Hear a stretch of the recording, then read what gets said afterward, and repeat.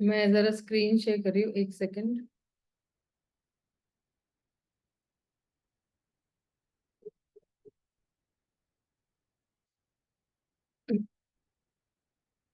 हरे कृष्णा, आप सभी का स्वागत है आज के इस नए सत्र में।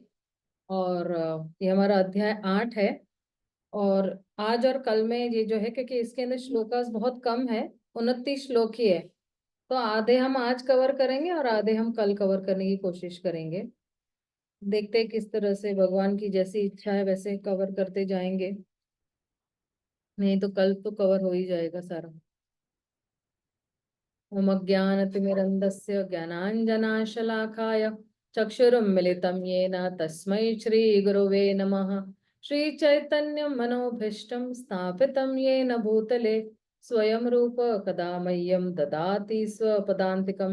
नमो विष्णुपदाय कृष्णपृष्ठाय भूतले श्रीमते भक्तिवेदांत स्वामिनिति नामिने। नमस्ते सरस्वते देवे गौरवाणी प्रचारिणे निर्विशेष शून्यवादी पाश्चात्य देश तारिणे। हे कृष्णा करुणा सिंधु दीन बंधु जगतपते गोपेश गोपिका कांत राधा कांत नमोस्तुते। तप्त कांचन गौरांगी राधे वृंदावनेश्वरी वृषभानुसुते देवी प्रणमामि हरिप्रिये।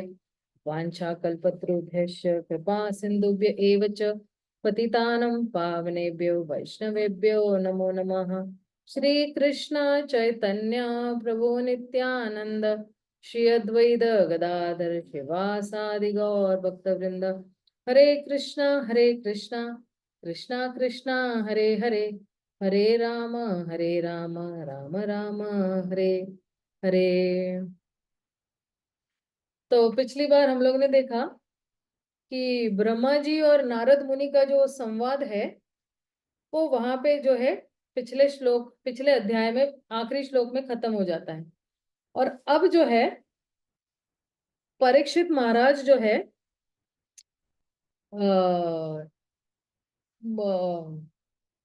परीक्षित महाराज और इच्छा जो है प्रकट करते हैं सुखदेव गोस्वामी को कि आप और मुझे बताइए। और प्रश्न उत्तर सुखदेव गोस्वामी को पूछते हैं। अब ये पूरा जो अध्याय है ये पूरा प्रश्नों से ही भरा हुआ है। परीक्षित महाराज ने जो है 7वें श्लोक से लेकर 23वें श्लोक तक जो है सुखदेव गोस्वामी को बहुत अलग अलग प्रकार के जो है प्रश्न पूछ रहे हैं और प्रार्थना कर रहे हैं या विनम्र विनंती कर रहे हैं कि आप कृपया मुझे इसका उत्तर दिखाए बताइए। और आप देखोगे इन सभीयों के उत्तर जो है वो मतलब अगले अध्यायों में या तीसरे स्कंद में या फिर 5वें स्कंद में या 7वें स्कंद में या 11वें स्कंद में। तो ये पूरा जो है ये सारे उत्तर जो है आपको अगले बहुत सारे जितने भी स्कंद है उसमें मिलते जाएंगे ये सारे। चाहे वो 5वां हो, तीसरा हो, चौथा हो, 11वां स्कंद हो या 7वां स्कंद हो या 12वां स्कंद हो कि अ, वेद उपनिषद इतिहास पुराना का जो है निष्कर्ष क्या है, तो वो सारा जो आ रहा है 12वें स्कंद में आ रहा है। तो आइए जस्ट शुरू करते हैं हमारा 8वां अध्याय। तो परीक्षित महाराज पूछ रहे हैं, राज उवाचो ब्राह्मणाचोदितो ब्रह्मन् गुणाख्याने गुणस्य च यस्मै यस्मै यथा प्राह नारदो देवदर्शनाः। राजा परीक्षित ने सुखदेव गोस्वामी से पूछा कि नारद मुनि ने जिनके श्रोता श्री ब्रह्मा द्वारा उपदेशित भाग्यशाली श्रोता है, किस प्रकार निर्गुण भगवान के दिव्य गुणों का वर्णन किया और वे किन किन के समक्ष बोले। और फिर जो है कह रहे हैं आगे, ये दोनों श्लोक एक साथ ही ले लेते हैं हम लोग।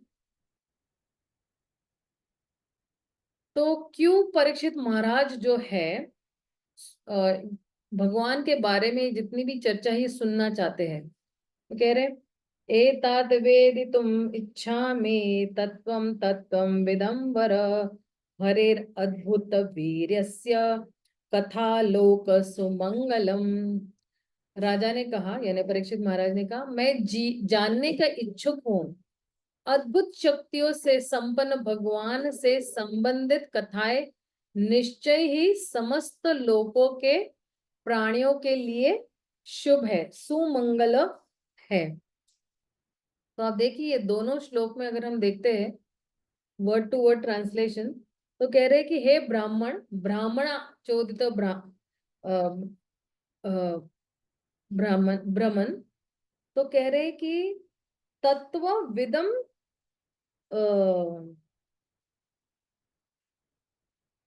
एक सेकेंड, तो कह रहे हैं कि तत्वम तत्व विदम वरह,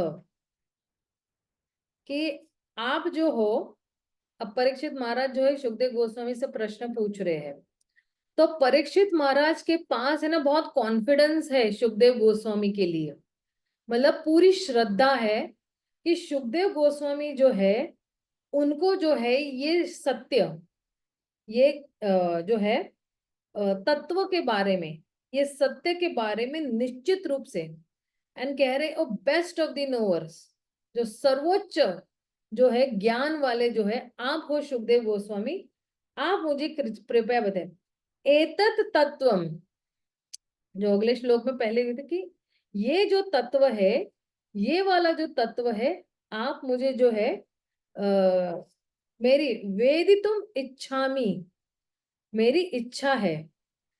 और फिर कह रहे कि नारद देव दर्शन, नारद मुनि ने क्या किया हुआ है कि उन्होंने जो है वो देव दर्शन किया हुआ है। लेकिन कौन से देव का दर्शन किया हुआ है, तो कह रहे हैं कि वो जो है जिन्होंने कृष्ण को देखा हुआ है। नारद मुनि के पास वरदान है ना कि वो 14 लोकों में कहीं भी भ्रमण कर सकते हैं। और फिर कह रहे कि ब्राह्मण चोदित, और फिर जो है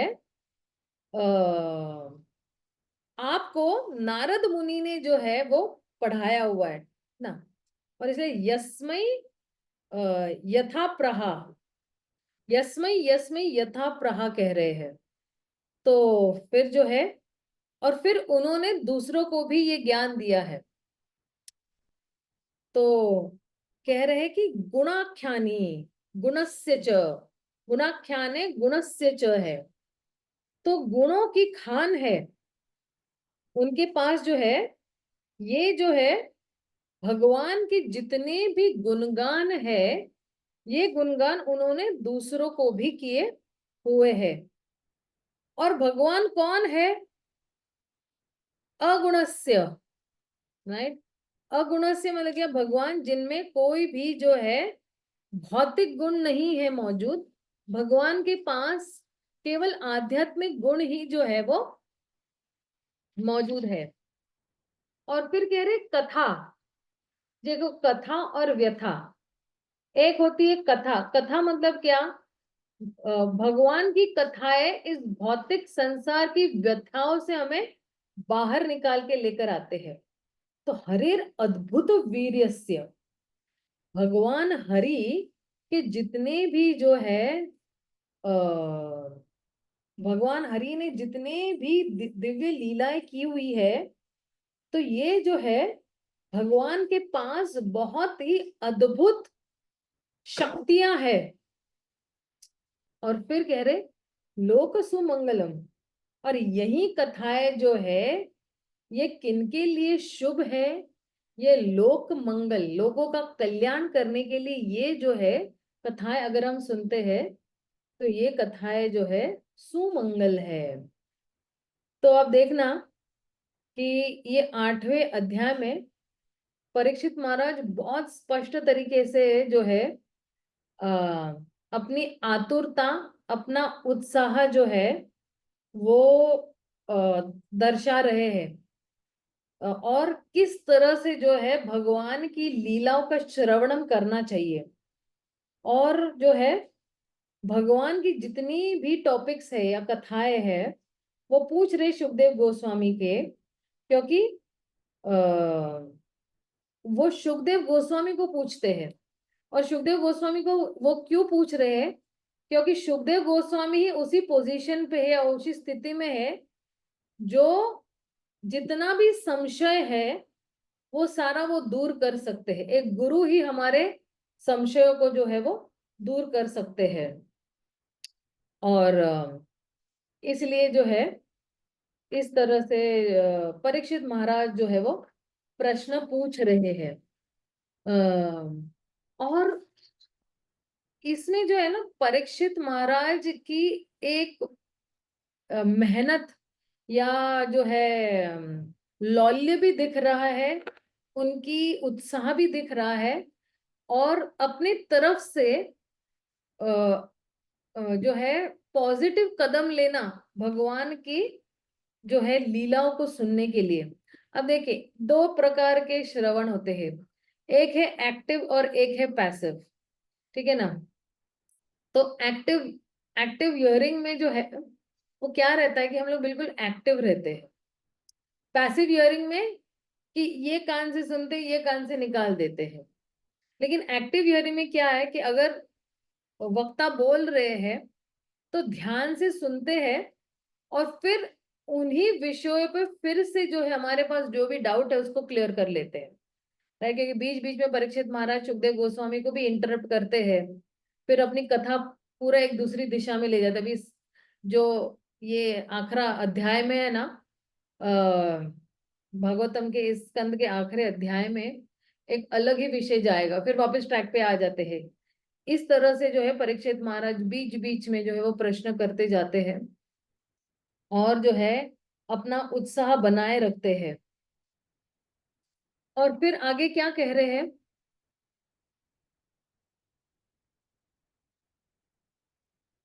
हम्म, तीसरे श्लोक में क्या कह रहे हैं?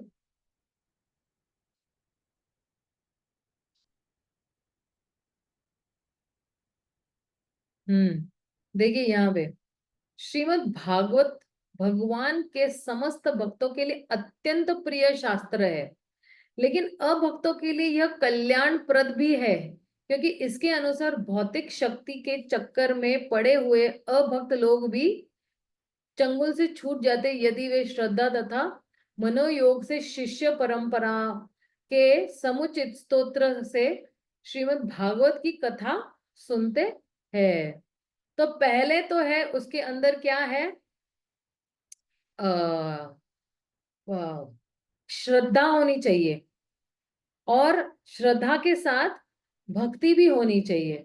डिवोशन एंड अटेंशन, ये दोनों चीजें बहुत जरूरी है कि आपके पास भक्ति, मान लो आपके पास श्रोता के लिए पर्याप्त मात्रा में जो है वो विश्वास ही नहीं है, श्रद्धा ही नहीं है, तो फिर आप जो है वो लंबे समय तक उस श्रोता से सुनोगे नहीं। लेकिन अगर श्रद्धा है तो 6-8 घंटे कैसे बीत जाते हैं आपको पता ही नहीं चलता है, क्योंकि श्रद्धा जो है वो बीच में बांधे हुए है आपको और श्रोता को। तो इस तरह से परीक्षित महाराज भी 7 दिन 7 रात श्रद्धा पूर्वक जो है सुन रहे हैं सुखदेव गोस्वामी से। फिर आगे क्या कह रहे हैं इस तीसरे श्लोक में?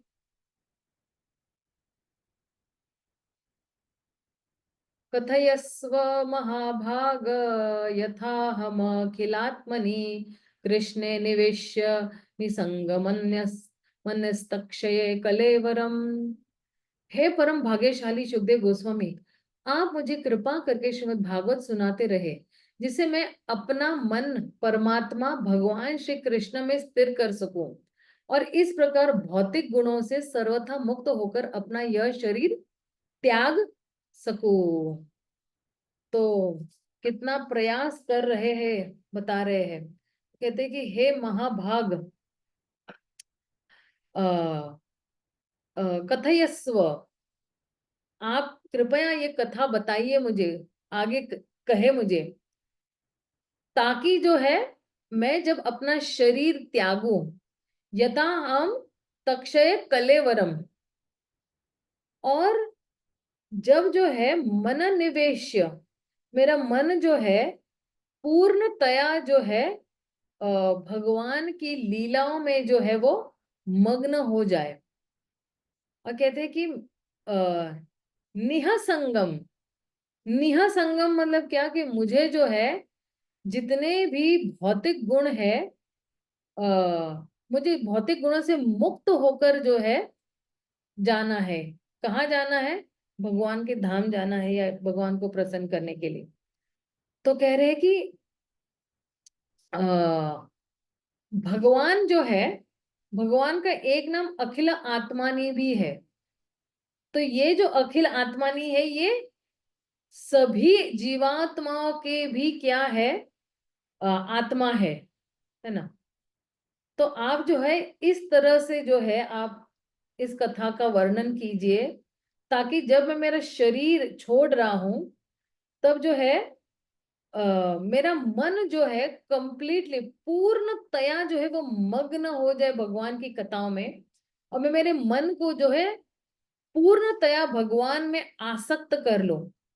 तो यहाँ पे जो है परीक्षित महाराज क्या दर्शा रहे हैं कि आ, उनके जितने भी विषय इंद्रियां हैं, जैसे उनका राज्य है, उन्होंने इस राज्य को त्याग दिया हुआ है, लेकिन जो कुछ भी आसक्ति मुझे अपने शरीर के लिए है या शरीर के प्रति है, तो कहते कि मुझे ये भी त्याग देना है, और मैं अपना पूरा मन जो है भगवान के श्री चंद्रों पर केंद्रित करना चाहता हूं। तो अब जो है ये प्रयास है, ये प्रयास जो है परीक्षित महाराज अपनी तरफ से कर रहे हैं। जैसे हम भक्त भी धीरे धीरे प्रयास करें, अगर हम अपने इस जर्नी को देखेंगे, इस यात्रा को देखेंगे कि हम कैसे आए भक्ति में, और फिर किस तरह से बहुत सारी चीजों का मैंने त्याग कर दिया, और निचले जितने भी गुण हैं उनका भी त्याग कर दिया, निचले इंद्र विषय भोग जो उनका भी त्याग कर दिया। तो फिर जो है ये हमने भी कुछ प्रयास किए, तो परीक्षित महाराज ने भी कुछ प्रयास कर रहे हैं। परीक्षित महाराज 7 दिन 7 रात जो है खाना पीना नहीं खा रहे हैं, और फिर बिल्कुल एक तक होके ध्यान पूर्वक जो है वो क्या कर रहे हैं? वो श्रवणम कर रहे हैं। तो आ, किसी को लग सकता है कि परीक्षित का मन बहुत ही भौतिक कल्मशों से या भौतिक तरीके से दूषित हो सकता है, क्योंकि बहुत सारी जो है भौतिक इच्छाएं भी हो सकती है राजा महाराजाओं के। लेकिन वास्तविकता यही है कि उनका जो मन है वो पूर्णतया भगवान की कथाओं में बिल्कुल मग्न थे, या पूर्णतया जो है भगवान की कथाओं में बिल्कुल अ, प्रवेश किए हुए थे। तो बहुत ही विनम्रता पूर्वक परीक्षित महाराज पूछ रहे हैं। उनको लगता है कि उनको ऐसे लग रहा है कि मेरा मन अगर मुझे स्थिर करना है, तो आ, उनको ऐसे लग रहा है कि मेरा मन अभी भी स्थिर नहीं है, हालांकि स्थिर है, ऑलरेडी स्थिर हो गया है उनका मन भगवान के श्री चरणों पे। लेकिन उनको ऐसा लग रहा है कि मेरा मन जो स्थिर करना है, ये पूरी क्रिया जो है ये किस पे निर्भर है? ये सुखदेव गोस्वामी पे निर्भर है। और इसलिए वो बोले विनम्रता पूर्वक जो ये शब्द बोल रहे हैं। लेकिन वास्तविकता यही है कि उनका जो मन है वो ऑलरेडी पहले से ही भगवान के श्री चरणों पर स्थिर है। तो वो कह रहे हैं कि आप कृपया जो है कथा कीजिएगा, ताकि मेरा मन जो है पूर्णतया जो है भगवान के श्री चरणों पर जो है वो स्थिर हो। और इसमें जो है आचार्य गणों ने टिकाएं दी हुई है, या कहा है कि जितना जितना कोई भक्ति के मार्ग में प्रगति करता है, तो उसको उतना उतना ही अपनी निर्भरता जो है भक्तों के संग के लिए लगती है। वैष्णव पर ज्यादा निर्भरता लगती है। उनको लगता है कि मैं इन वैष्णव पे ही बहुत निर्भर हूं, डिपेंडेंस जो होता है उनका उन वैष्णव पे ज्यादा ज्यादा हो जाता है। और इसलिए हम लोग कहते हैं ना कि भक्तों का संग बहुत महत्वपूर्ण है। और भक्तों का संग इतने मायने रखता है कि जिस किसी व्यक्ति को क्षिप्रम भवति, तुरंत ही अगर जो है, अगर आपको एडवांस करना है या प्रगति करनी है भक्ति में, तो रोज रोज निरंतर भक्तों का संग करना बहुत जरूरी है। हालांकि शुरुआत के दिनों में भी हम बहुत ही निर्भर होते हैं भक्तों के संग के लिए, है ना। लेकिन जो है, जैसे जैसे हम भक्ति में प्रगति करते हैं, तो फिर जो है हम जो है मैनेज कर सकते हैं अपने आप से ही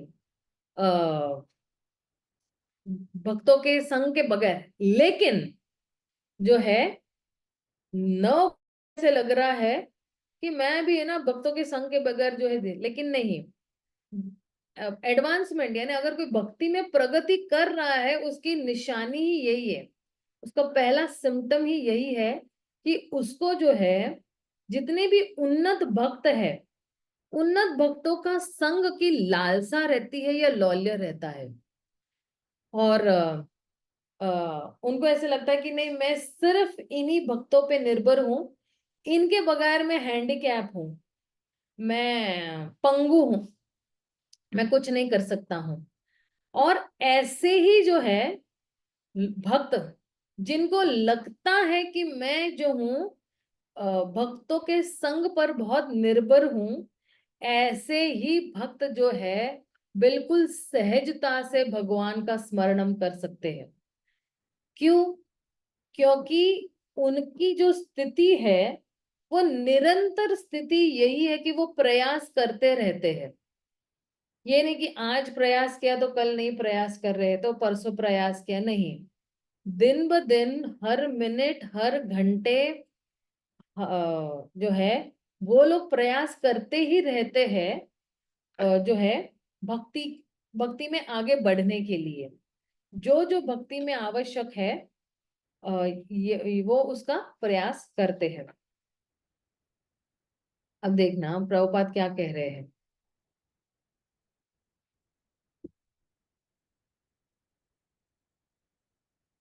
हम्म श्रीमद् भागवत में वर्णित कथा में पूर्ण रूप से तन्मय होने का अर्थ है परमात्मा श्री कृष्ण के साथ निरंतर साहचर्य। और ऐसे साहचर्य का अर्थ होता है भौतिक गुणों से मुक्त होना।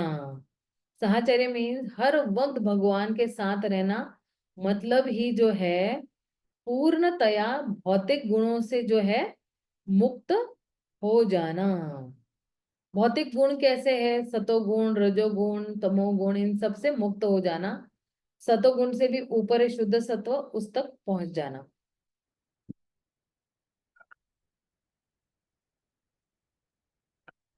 फिर आगे क्या कह रहे हैं?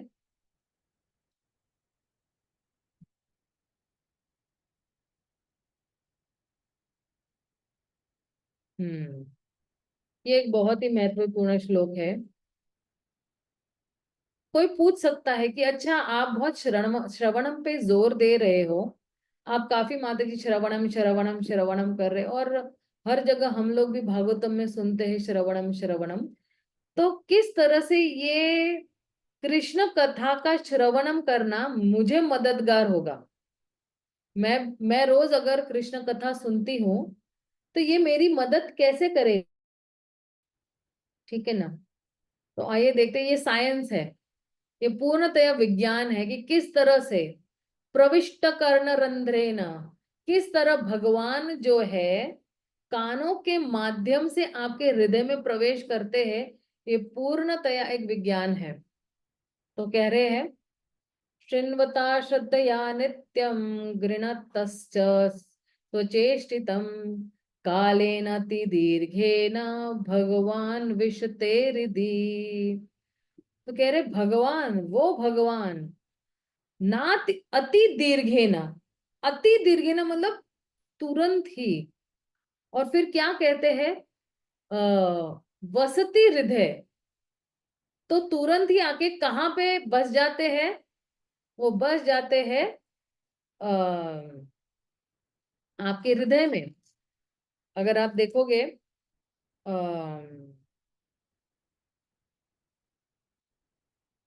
कौन सा वाला था वो अध्याय, पहला अध्याय का 17वां श्लोक है ना मेरे ख्याल से, दूसरे अध्याय का 17वां श्लोक। शृण्वता स्वकथ कृष्णा पुण्य श्रवण कीर्तना हृदयन्तस्थिह भद्राणि विधुनोति सुहृत्सताम्। तो कह रहे कि जो कोई भी जो है शृण्वता स्वकथा कृष्णा, जो कोई भी भगवान स्वकथा, भगवान की कथाएं, उनकी कथाएं, स्वकथा कृष्णा, जो श्रवणम करता है और क्या करता है, पुण्य श्रवण कीर्तना। ये जो कथाएं है वो क्या है, पुण्य है, कल्याणकारी है ये, है ना। श्रवण कीर्तन, कहते हृदय अंतस्थि है भद्राणी। तो भगवान क्या करते हैं, भगवान हृदय अंतस्थि भद्राणी विधुनोति सुहृत सताम। इसका एक्चुअली ना अगर मैं इंग्लिश में देखूं, I will be able to explain more better. एक सेकेंड ना, निकालना पड़ेगा। बहुत सुंदर है एक्चुअली ये मेरे कुछ फेवरेट श्लोकास हैं दूसरे अध्याय के।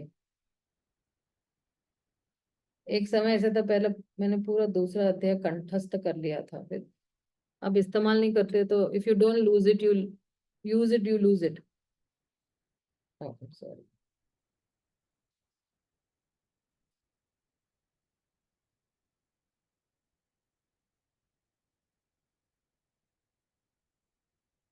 हम्म। तो कह रहे हैं कि ये जो पुण्य जो है ना, पुण्य कथाएं, जो बिल्कुल अ, अ, अच्छे गुणों वाली कथाएं, जो है भगवान के गुण उसमें आपको पता चलते हैं। और फिर जो है हृदय अंतस्थि ही भद्राणी, तो भगवान क्या करते हैं, आते हैं उस व्यक्ति के हृदय में, झाड़ू लेते हैं और विधुनोति करते, विधुनोति यानी साफ करते हैं। तो सोचिए कि भगवान जो है वो कितने दयालु कृपालु है। भगवान आते हैं मेरे हृदय में और फिर क्या क्या झाड़ू मारते हैं, क्या निकाल देते हैं मेरे हृदय से बाहर। मेरे हृदय में जितनी भी इंद्रिय तृप्ति करने की जितनी भी इच्छाएं है, वो सारा क्या करते हैं, वो निकाल देते हैं। लेकिन कब भगवान ये सारी भौतिक इच्छा या इंद्रिय तृप्ति करने की इच्छाएं निकलते हैं, जब मैंने एक इच्छा प्रकट की हुई है। जब व्यक्ति शृण्वता स्व कथा कृष्ण, शृण्वताम, सुनने वाला जो है, उसने एक अर्ज यानी एक भूख जो है वो पैदा कर ली है कि नहीं, मुझे रोज श्रवणम करना ही करना है, भगवान के बारे में कुछ ना कुछ मुझे सुनना है। तो ऐसा व्यक्ति जो है जो है भगवान आते हैं और उसके हृदय में झाड़ू लगाते हैं। अब ये जो कथाएं भगवान की है, अपने आप में ही जो है वो क्या है, पुण्य है। ठीक है। और फिर जो है जब कोई इनको सुनता है, शृण्वता स्वकथा कृष्ण पुण्य श्रवण कीर्तन, जो कोई श्रवण करता है और उसका कीर्तन करता है, मतलब जो सुनता है और जो बोलता है, तो तुरंत ही हमारी जितनी भी भौतिक इच्छाएं हैं वो क्या हो जाएगी, भाग जाएगी। वो तुरंत ही जो है भगवान जो है वो जो है साफ कर देंगे। ये जो भौतिक इंद्र तृप्ति की इच्छाएं हैं, ये तुरंत ही साफ कर सकते हैं। अब यहाँ पे जो है ना, सुखदेव गोस्वामी जब कहते हैं श्रवण कीर्तन, मतलब क्या, कि जो कोई भी श्रवण कर रहा है और जो कोई भी कीर्तन कर रहा है, तो स्वाभाविकी भाव से वो स्मरण भी करता है अपने आप ही। उसको अलग से जो है स्मरणम करने की जरूरत नहीं है। वो क्या करता है, तुरंत ही जो है वो जो है भगवान तुरंत ही इस व्यक्ति के हृदय में जो है प्रवेश करते हैं, जो श्रद्धा पूर्वक उनकी कथाएं सुनते हैं। तो यहाँ पे परीक्षित महाराज एक्चुअली क्या कह रहे हैं कि क्यों मुझे ये भगवान की कथाएं सुननी है, क्यों मुझे इतना लौल्य है ये कथाएं सुनने के लिए। तो उसका उत्तर एक्चुअली एक ही है कि जो कोई भी हर पल या हर क्षण भगवान की नाम गुण रूप लीला उनको श्रवण भी करना है और कीर्तन भी करना है श्रद्धा के साथ, तो फिर जो है भगवान जो है तुरंत ही ऐसे व्यक्तियों के हृदय में प्रवेश कर देते हैं। और जो कोई भी प्रयास भी करता है ना, वो व्यक्ति के हृदय में भी जो है भगवान तुरंत ही जो है प्रवेश कर देते हैं। अब इसमें क्या है, जितने भी हमारे भक्त है ना उनको बहुत प्रयास नहीं करना पड़ता है भगवान का स्मरणम करने के लिए। लेकिन जो व्यक्ति जो है श्रवणम कीर्तनम नित्य तरीके से करता है या रोज करता है या हर क्षण करता है, तो फिर उसको प्रयास करने की जरूरत नहीं, बड़े स्वाभाविक तरीके से जो है उसकी तरफ से जो है वो भगवान को उनका भगवान का स्मरणम कर सकता है। तो इसलिए जो है ये जो स्मरणम है ना, ये बिल्कुल तुरंत ही हो जाता है उस व्यक्ति के लिए। और इसलिए जो है प्रभुपाद भी जो है क्या कह रहे हैं कि स्वचेष्टितम, स्वचेष्टितम मतलब क्या, कि अपने खुद के प्रयासों से गंभीरता पूर्वक अगर कोई प्रयास कर रहा है तो उसके अंदर क्या शब्द इस्तेमाल किया है शब्दार्थ में, गंभीरता पूर्वक। और हमें भी अब अभी क्या है कि जब हम भक्ति में आए हैं, और अभी देखो हम सब लोग भक्ति वैभव कर रहे हैं, मतलब मैं भी भक्ति वैभव आपके साथ ही कर रही हूँ, ठीक है। मैं भी यही मानती हूँ कि मैं भी स्टूडेंट ही हूँ अभी भी भक्ति भक्ति वैभव की, क्योंकि अगर मैं पढ़ा भी रही तो मैं कुछ ना कुछ सीख रही हूँ, राइट।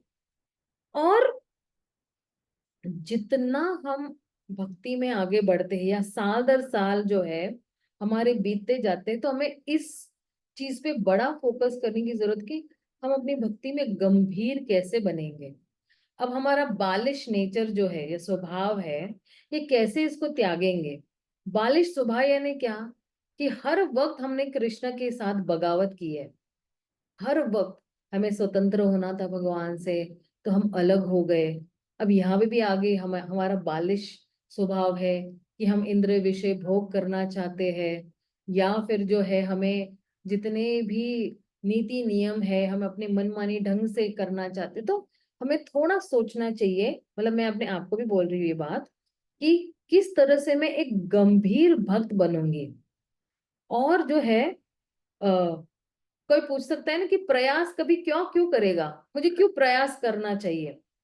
जो है क्योंकि कोई कहेगा कि अरे ये स्वाभाविक ही तो जो है नहीं आ रहा है। जैसे श्रवण और कीर्तन स्वाभाविक ही नहीं आता है, राइट। श्रवण और कीर्तन के लिए मुझे क्या करना पड़ता है, प्रयास करना पड़ता है, राइट। तो अगर कोई प्रयास करता है ना, और ये किस तरह से प्रयास कर रहा है, वह अपनी वास्तविक स्थिति से, if somebody wants to endeavor to go against his natural inclination, उसके स्वभाव से विपरीत दिशा में अगर वो जाना चाहता है कुछ और चीजें करने के लिए, तो फिर जो है वो व्यक्ति जो है जो है वो व्यक्ति वो क्या करता है, जैसे फॉर एग्जाम्पल ओके, कि मैं जो हूं मैं बहुत लेजी व्यक्ति हूँ, मैं बहुत आलसी व्यक्ति हूँ।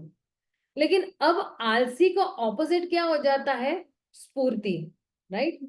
तो मैं अपना अभी का जो शरीर वाला नेचर है या स्वभाव है उससे विपरीत जा रही हूँ, तो मैं बिल्कुल एक्टिवेट हो जाती हूँ, मैं बिल्कुल चपल हो जाती हूँ, ठीक है ना।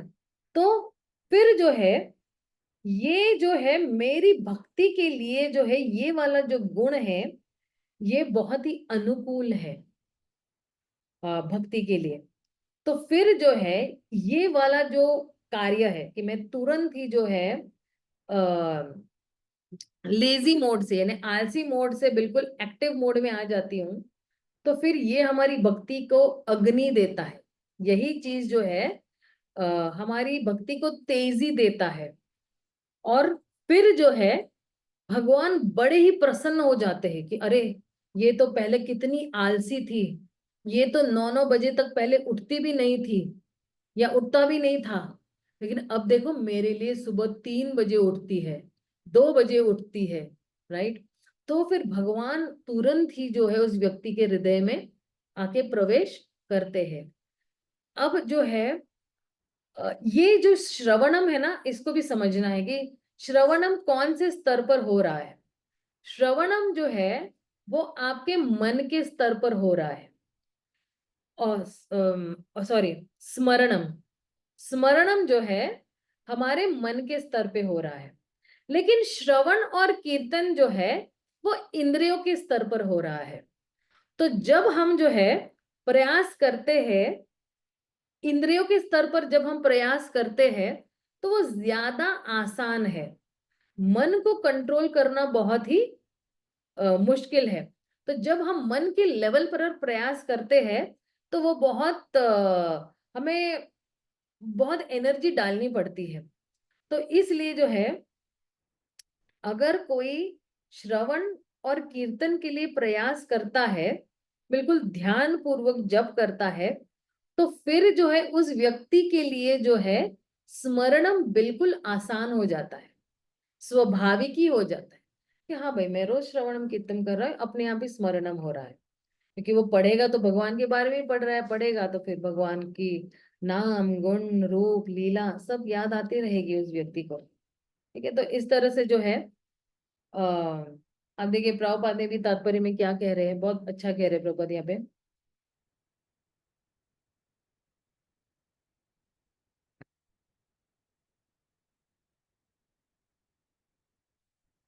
हम्म।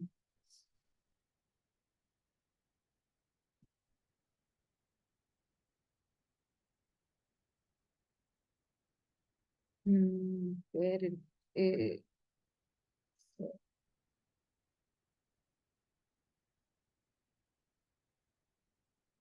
वे तो अपनी गृहस्थ बनाए रखकर, सॉरी, गृहस्थी बनाए रखकर अपने पेशे से कुछ भौतिक लाभ उठाने में रुचि रखते हैं। महाराज परीक्षित को केवल 7 दिन जीवित रहना था, किंतु दूसरों के हित में वे स्वतः बताते हैं कि लोग श्रीमद् भागवतम को नित्य अपने प्रयास से तथा भक्ति पूर्वक सुने। अब जो है कह रहे हैं कि अपने प्रयास से, है ना, नित्य सुनना है, हमें खुद प्रयास करना है। अभी हमें प्रयास मतलब क्या कि दो सिचुएशन है, एक है जो मंदिर के बहुत दूर रह रहे हैं और एक है जो मंदिर के नजदीक रह रहे हैं। ठीक है। जो मंदिर के दूर रह रहे हैं ना, तो वो बिल्कुल सुबह ना अपना सारा सेटिंग ऐसे बना देते हैं कि भाई सुबह का जो समय है मैं जो हूँ श्रवणम के लिए दे दूंगा, कि मैं रोज कम से कम कुछ ना कुछ तो सुनूंगा। अच्छा, आपके लिए भी एक खुशखबरी है, मतलब अगर किसी को ज्वाइन करना है तो मैं 11 तारीख से चैतन्य चरितामृत हिंदी में पढ़ाना शुरू करने वाली हूँ। सुबह 6:30 से 7:30, 1 घंटे का ही, क्योंकि उसमें हमारे कुछ स्टूडेंट्स हैं जो कॉलेज जाते हैं, तो फिर उनके लिए सुबह सुबह एक अच्छा सा चैतन्य चरितामृत का एक अच्छा सा श्रवण करते जाएंगे तो पूरा दिन अच्छा हो जाएगा। तो अगर किसी को वो ज्वाइन करना है तो आप मुझे मैसेज कर दो, तो मैं आपको वो लिंक भेज देती हूँ, तो फिर आप उस ग्रुप में ज्वाइन कर सकते हो आप।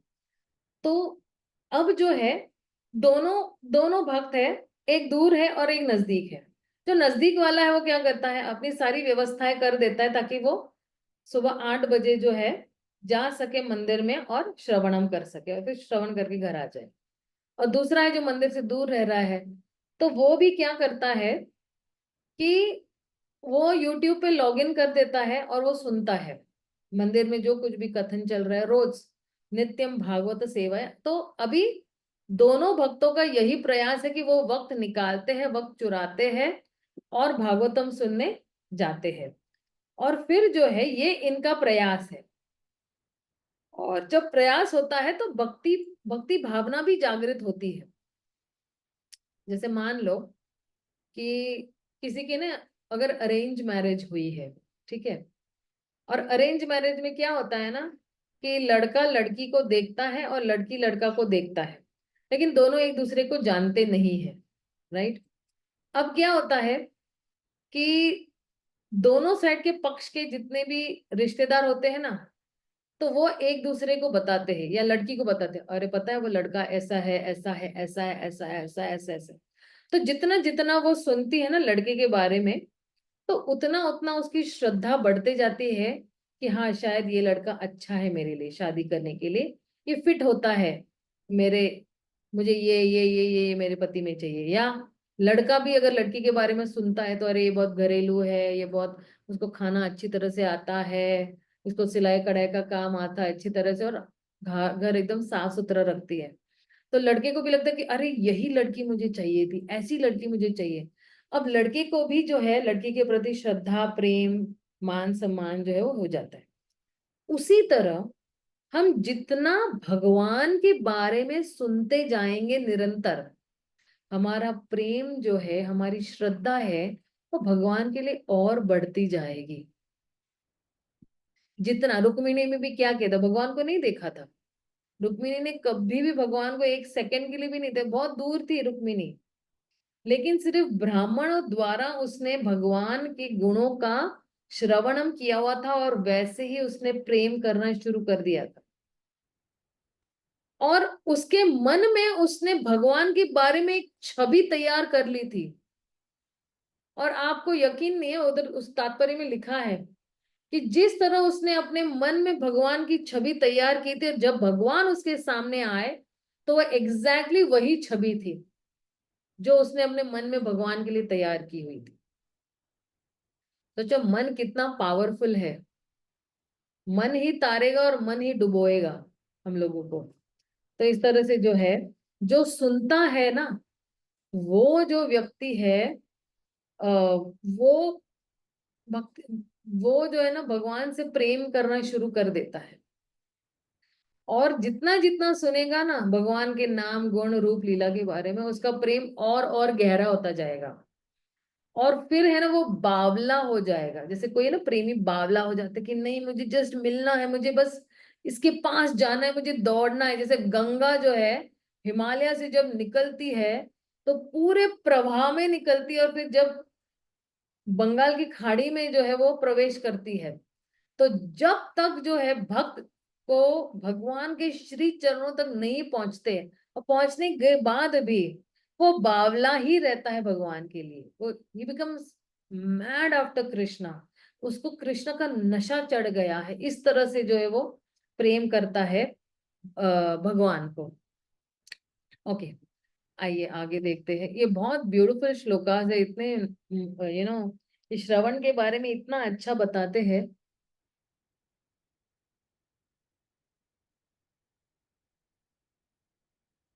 हम्म। तो आगे क्या कह रहे हैं? अच्छा, हरि कथा का लाभ क्या होगा? तो अब कह रहे हैं, प्रविष्ट कर्ण रंध्रेन स्वानम भाव सरोरुहम धुनोति शमलम कृष्ण सलिलस्य यथा शरथ। तो कह रहे हैं परमात्मा रूप भगवान श्री कृष्ण का शब्द अवतार यानी श्रीमद् भागवत स्वरूप सिद्ध भक्त के हृदय में प्रवेश करता है। उसके भावनात्मक संबंध रूपी कमल पुष्प पर आसीन हो जाता है और इस प्रकार काम क्रोध तथा लोभ जैसी भौतिक संगति की धूल को धो डालता है। धुनोति शमलम कृष्णा, इस प्रकार यह गदले जल के तालाबों में शरद ऋतु की वर्षा के समान कार्य करता है। तो कह रहे हैं कि कृष्णा ना प्रविष्ट, कृष्णा क्या करते हैं? प्रविष्ट, प्रवेश करते हैं। और क्या कहाँ प्रवेश करते हैं? भाव सरोरुहम। आप इसका अगर तात्पर्य में देखोगे ना, जब कह रहे हैं कि भाव सरोरुहम, स्वाभाविक कमल का फूल, तो ये भाव स्वरूप क्या है ये जो हमारा हृदय है ये कमल के समान है, तो उस कमल के समान जो हृदय, उस पे आके भगवान जो है क्या करेंगे, वहां पे प्रविष्ट होंगे। और कर्ण रंध्रे न, कहाँ से प्रवेश करेंगे, कहाँ से प्रवेश का मार्ग कहाँ है, तो कह रहे कर्ण, कानों के छिद्रों से जो है वो प्रवेश करेंगे। और स्वानाम, स्वानाम में तो अपनी मुक्त स्थिति के अनुसार ना, कहते भक्तों की जितनी भी जो मुक्ति की स्थिति, और फिर क्या करेंगे, आके आके तो बैठ गए आपके हृदय पर, लेकिन हृदय में आके बैठकर क्या करेंगे, धुनोति शमलम, धुनोति मतलब क्या, उस हृदय को जो है अच्छी तरह से ना डिटर्जेंट से, झाड़ू से अच्छी तरह से उसको साफ करेंगे। और हृदय को साफ करना मतलब ही क्या, हमारा हृदय जो है बिल्कुल निर्मल बना देते हैं और बिल्कुल कोमल बना देते हैं। शमलम जो है हमारे हृदय में जितना भी काम, क्रोध, मद, मोह, लोभ, मत्सर जो है, जितने भी अनर्थ है, उसको क्या करते हैं, सीधा धोना शुरू कर देते हैं। और फिर उन्होंने क्या कहा है कि उन्होंने ना यहाँ पे एक दृष्टांत दिया है, यानी एक उदाहरण दिया हुआ है कि जब तक जो है ये अच्छी तरह से साफ नहीं होता है, जब तक सलिलस्य यथा शरत, तो जब जो है कोई एक अगर कोई एक जलाशय है, कोई एक नदी है या कोई कुआं है, ऐसा कुछ है ना, तो जब तक निरंतर साफ पानी नहीं डाले जाएंगे, तब तक वो जो है, उसकी जितनी भी मिट्टी है वो नीचे जो है वो पूर्णतया जो है वो सेटल नहीं हो जाएगी बाहर। तो कह रहे हैं कि कृष्णा जो है हरि कथा के रूप में जो है वो भक्त के हृदय में जो है प्रवेश करते हैं कानों के माध्यम से, और फिर क्या करते हैं, जितनी भी गंदगी है वो साफ करते हैं। और फिर जो है अभी कोई पूछ सकता है कि अरे माता जी, भगवान कानों से हृदय में प्रवेश करेंगे, लेकिन भगवान तो मेरे हृदय में ऑलरेडी है परमात्मा रूप में, फिर क्या डबल डबल भगवान आके बैठ जाते हैं क्या मेरे बदन।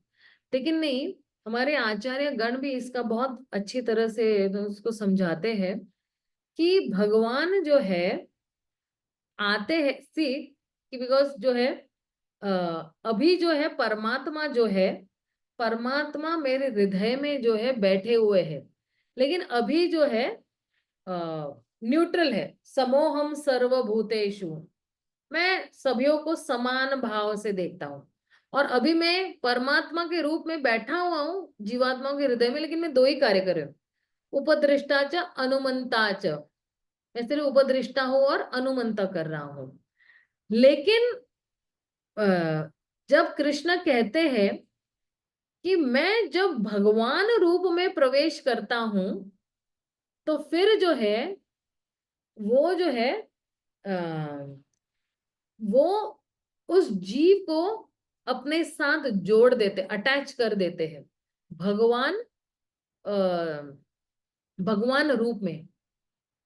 तो बहुत स्वाभाविक ही है कि जो है जब हम कुछ भी सुनते हैं, है ना, तो हम किसी के बारे में श्रद्धा या हमारी आसक्ति उस व्यक्ति के, जैसे मैंने अभी कहा कि रुक्मिणी के प्रति, रुक्मिणी को कृष्ण के प्रति आसक्ति हो जाती है, तो फिर जो है आ, भगवान जो है प्रवेश करते हैं, और फिर जो है जितने भी मेरे दुर्गुण है, काम, क्रोध, मद, मोह, लोभ, वो क्या करते हैं, वो तुरंत ही जो है वो धो देते हैं। और इसलिए जो भगवान अखिल रसामृत मूर्ति है ना। और जब भगवान प्रवेश करते हैं इस भक्त के हृदय में कानों के माध्यम से, तो फिर जो है कानों के माध्यम से किस रूप में प्रवेश करते हैं, कृष्ण कथा के रूप में प्रवेश करते हैं। तो फिर जो है वो जीव को अपने से जोड़ देते हैं, और फिर जो है दोनों के बीच में, भगवान और भक्त के बीच में भावनात्मक भावनाएं उत्पन्न हो जाती है, जैसे साख्य रस है या दास्य रस है। तो जैसे जैसे जो है आ, आ, उसमें एक्चुअली क्या कहते हैं उसको,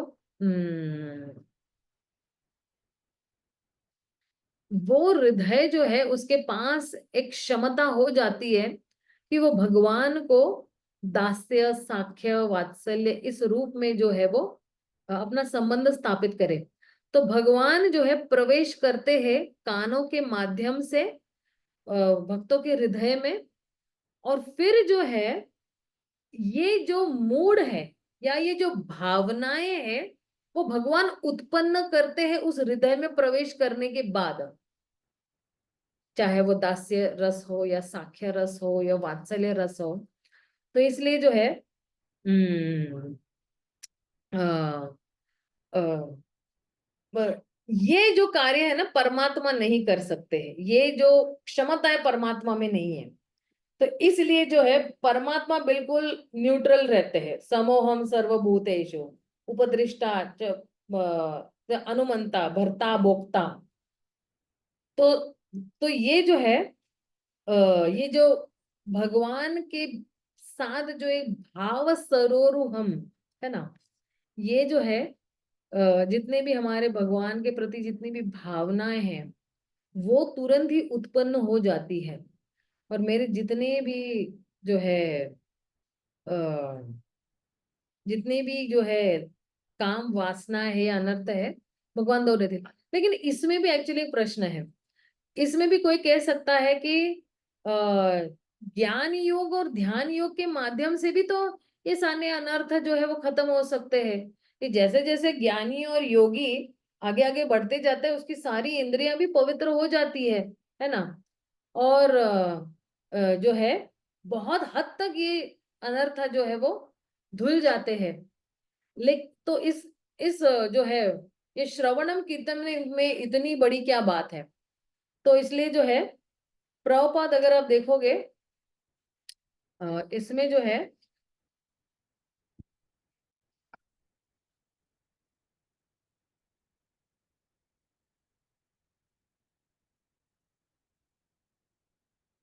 हम्म लास्ट पैराग्राफ में है शायद से।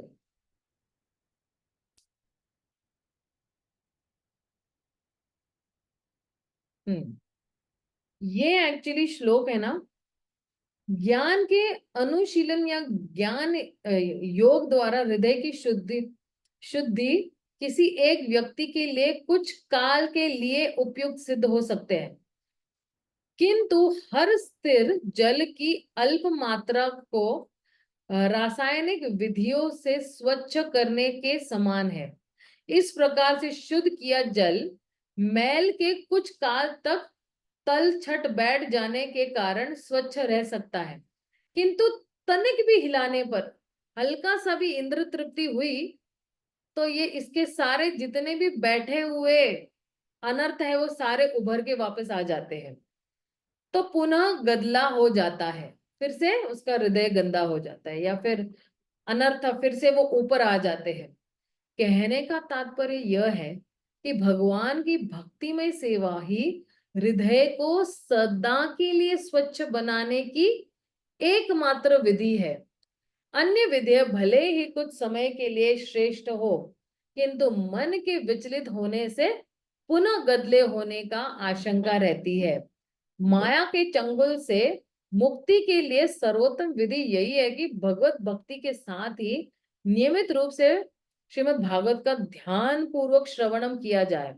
तो ये जो है श्लोक है एक्चुअली पहले क्या है, पहले स्कंद का छठा अध्याय जो है उसमें आता है, 35वें श्लोक में आता है, यमादिभिर्योगपत कामलोभ हता मुहु मुकुंद सेवाय यादवात् तथा मधा न सम्यते। तो जितने भी ज्ञान योग, ध्यान योग, जितने भी दूसरे प्रकार के योग है, तो उनको जो है थोड़ा छुटकारा मिल सकता है काम से, क्रोध से, लेकिन उनका हृदय जो है ना वो संतुष्ट अभी भी नहीं है। फर्क यही है, ज्ञान योगी, ध्यान योगी, अष्टांग योगी, ये इनका हृदय अभी भी संतुष्ट नहीं है। हृदय कब संतुष्ट होगा? कि जब तक जो है वो भक्ति योग का मार्ग नहीं अपनाता है, तब तक उसका हृदय असंतुष्ट ही रहेगा। तो इसलिए जो है ये जो आत्मा की संतुष्टि उसको कहाँ से मिलेगी? आत्मा को संतुष्टि सिर्फ भक्ति योग करके ही मिलेगी, बाकी ज्ञान योग, ध्यान योग करने से उसको संतुष्टि नहीं मिलती है। तो इसलिए कह रहे हैं कि योग ज्ञान जो है, योग और ज्ञान है ना, वो लोग जो है वो अनर्थ को नष्ट करने की प्रक्रिया नहीं करते। जैसे अगर आप किसी डॉक्टर के पास जाते हो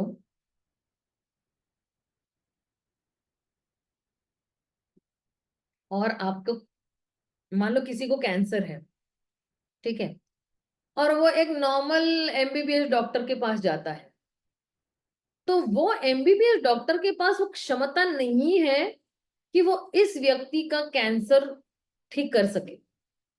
लेकिन यही व्यक्ति अगर कोई एक्सपर्ट जो है के पास जाता है, स्पेशलिस्ट के पास जाता है, तो फिर जो है उसका कैंसर ठीक हो सकता है।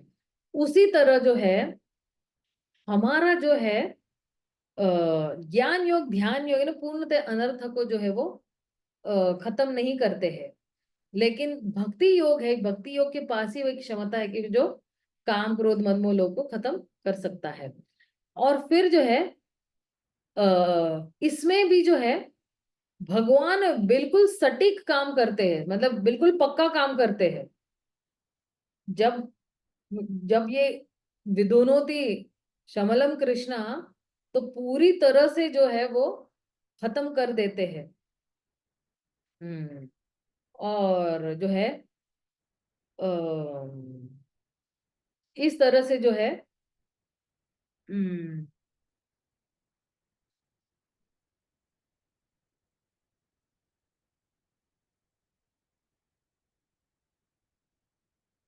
तो कह रहे कि जितने भी बाकी, जितने भी जो है ज्ञान योग, ध्यान योग, अष्टांग योग, वो पूर्णतया से जो है साफ नहीं करते हैं। लेकिन जैसे ही कृष्णा प्रविष्ट कर्ण रंध्रे न विदुनोति शमलम कृष्णा, भगवान जो है बिल्कुल एकदम हमारा हृदय बिल्कुल चकाचक साफ कर देते हैं। फिर वापस गंदगी आने का सवाल नहीं आता है वहां पे, परमानेंटली हमारा हृदय साफ रहता है। फिर माया हमें जो है अटैक नहीं करती है, या माया का प्रभाव से हम प्रभावित नहीं होते हैं। ओके, अभी जरा छठा देखते हैं हम लोग। सॉरी, कुछ कुछ श्लोकों के लिए टाइम लेंगे, लेकिन कुछ श्लोक जो है आराम आराम से हम लोग जो है खत्म कर देंगे। ये भी एक बहुत महत्वपूर्ण श्लोक है। ये वाला श्लोक है ना, ये कह रहा है कि जिस व्यक्ति ने भगवान के श्री चरणों का आश्रय लिया हुआ है, वो कभी भी भगवान के श्री चरणों को त्याग नहीं देता है। तो क्या कह रहे हैं? धौतात्मा पुरुष कृष्ण पाद मूलम न मुंचति, मुक्त सर्व परिक्लेश पंथ स्वशरणम यथा।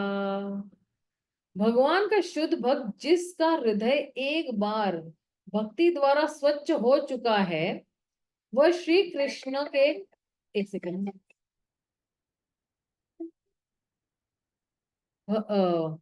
भगवान का शुद्ध भक्त जिसका हृदय एक बार भक्ति के द्वारा स्वच्छ हो चुका होता है, वह श्री कृष्ण के चरण कमलों का कभी भी परित्याग नहीं करता, क्योंकि उसे भगवान वैसे ही परम तुष्टि देते हैं जैसे कि कष्टकारी यात्रा के पश्चात पृथक को अपने घर में प्राप्त होती है। एक सेकेंड में जरा इसको साइलेंट मोड पे डाल देती हूँ।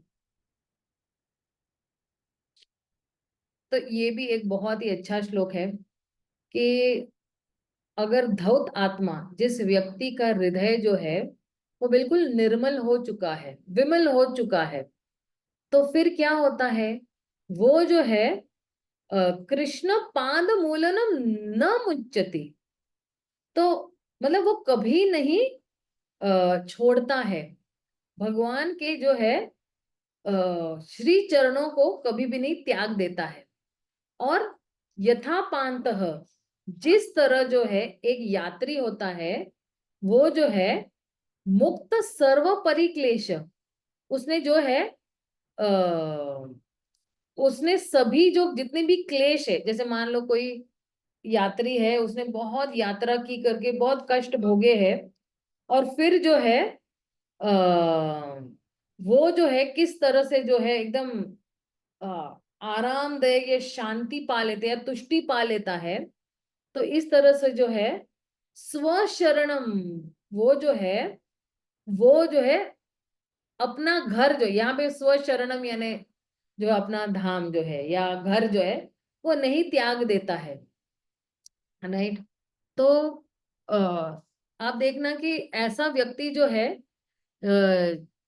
जो बिल्कुल शुद्ध हो चुका है या शुद्ध भक्त बन चुका है, तो वो जो है अभी इस जितने भी भौतिक संसार के जितने भी क्लेश है ना, या जितने भी भौतिक अस्तित्व के लिए वो मारा मारी करता है, जैसे कर्म कांड होना, लेकिन जिस व्यक्ति ने एक बार भगवान के श्री चरणों का रस चख लिया है, तो फिर वो कुछ नहीं कर सकता है, वो बारंबार उसी चीज को याद कर करके आनंद लेता है, वो उसी में रमते रहता है, वो उसी में जो है वो उसी एक्सटेसी में जो है वो नाचते रहता है।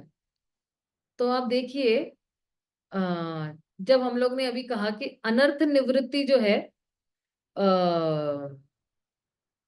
जब क्योंकि अभी इसके अनर्थ दूर हो गए, राइट, लेकिन अनर्थ निवृत्ति किस तरह से हम अनर्थों को किस तरह से हम दूर कर सकते हैं, तो अनर्थ निवृत्ति के लिए भी कुछ अर्थ प्रवृत्ति होनी चाहिए। अनर्थ निवृत्ति, अनर्थों से निवृत्त होना यानी छुटकारा पाना, और उसका ऑपोजिट यानी उसका विरुद्ध क्या होगा, तो फिर कुछ तो अर्थ यानी कुछ तो मीनिंग वाली प्रवृत्ति करनी पड़ेगी। अनर्थ यानी जिसका कोई मतलब नहीं है, और अर्थ यानी इसका कोई मतलब है, तो अर्थ वाली कोई प्रवृत्ति तो मुझे करनी पड़ेगी, कुछ तो पॉजिटिव अटैचमेंट चाहिए। अगर मुझे ये सारे भौतिक चीजों से डिटैच होना है या अनासक्त हो जाना है, तो मेरे पास जो है कुछ तो पॉजिटिव आसक्ति होनी चाहिए भगवान के प्रति, या तो फिर जो है या कम से कम मेरा भक्ति में एक श्रद्धा तो भी होनी चाहिए, राइट। तो इसलिए जो है अनर्थ निवृत्त, अनर्थों से निवृत्त हो सकते हैं ज्यादा से ज्यादा, लेकिन जो है अर्थ प्रवृत्ति भी जो है साथ साथ होनी चाहिए। लेकिन अर्थ प्रवृत्ति जो है कर्म ज्ञान और योग से नहीं होती है, तो इसलिए जो है उस व्यक्ति को जो है भक्तों का संग का शरण लेना बहुत जरूरी है, और फिर से उसको भक्तों के संग में ही श्रवणम कीर्तनम करना बहुत जरूरी है। तो जो है अ, अर्थ प्रवृत्ति जो है हम तभी प्राप्त कर सकते हैं जब तक जो है अनर्थ निवृत्ति जो है वो नहीं निकलती है ना, और दोनों साथ साथ चलते हैं। तो इसलिए जो है अ, अ,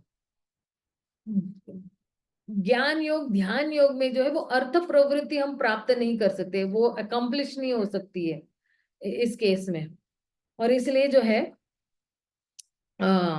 यहाँ पे उदाहरण दिया गया है कि एक जो है कोई मान लो एक बिजनेसमैन है, वो अपना घर छोड़ता है कुछ पैसे कमाने के लिए और घर से चला जाता है, लेकिन फिर जो है वो जब वहां पे जाता है तो उसको कोई प्रेम करने वाला नहीं, कोई आदान प्रदान करने वाला नहीं है, और फिर कुछ अच्छा खाना पीना भी नहीं मिलता है, कुछ अच्छा आराम भी नहीं था, लेकिन पैसे कमाने के लिए वो अपने आप को कितना कष्ट में डालता है।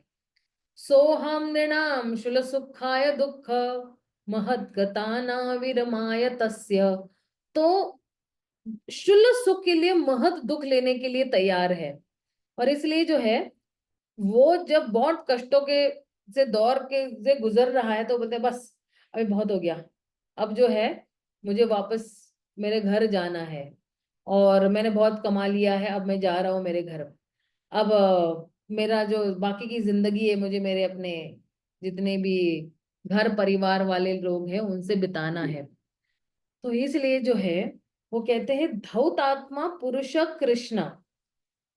तो ये जो अनर्थ निवृत्ति है, जो है अ, उसकी अनर्थ निवृत्ति के साथ उसने क्या किया है, अर्थ प्रवृत्ति भी किया है। तो इसलिए जो है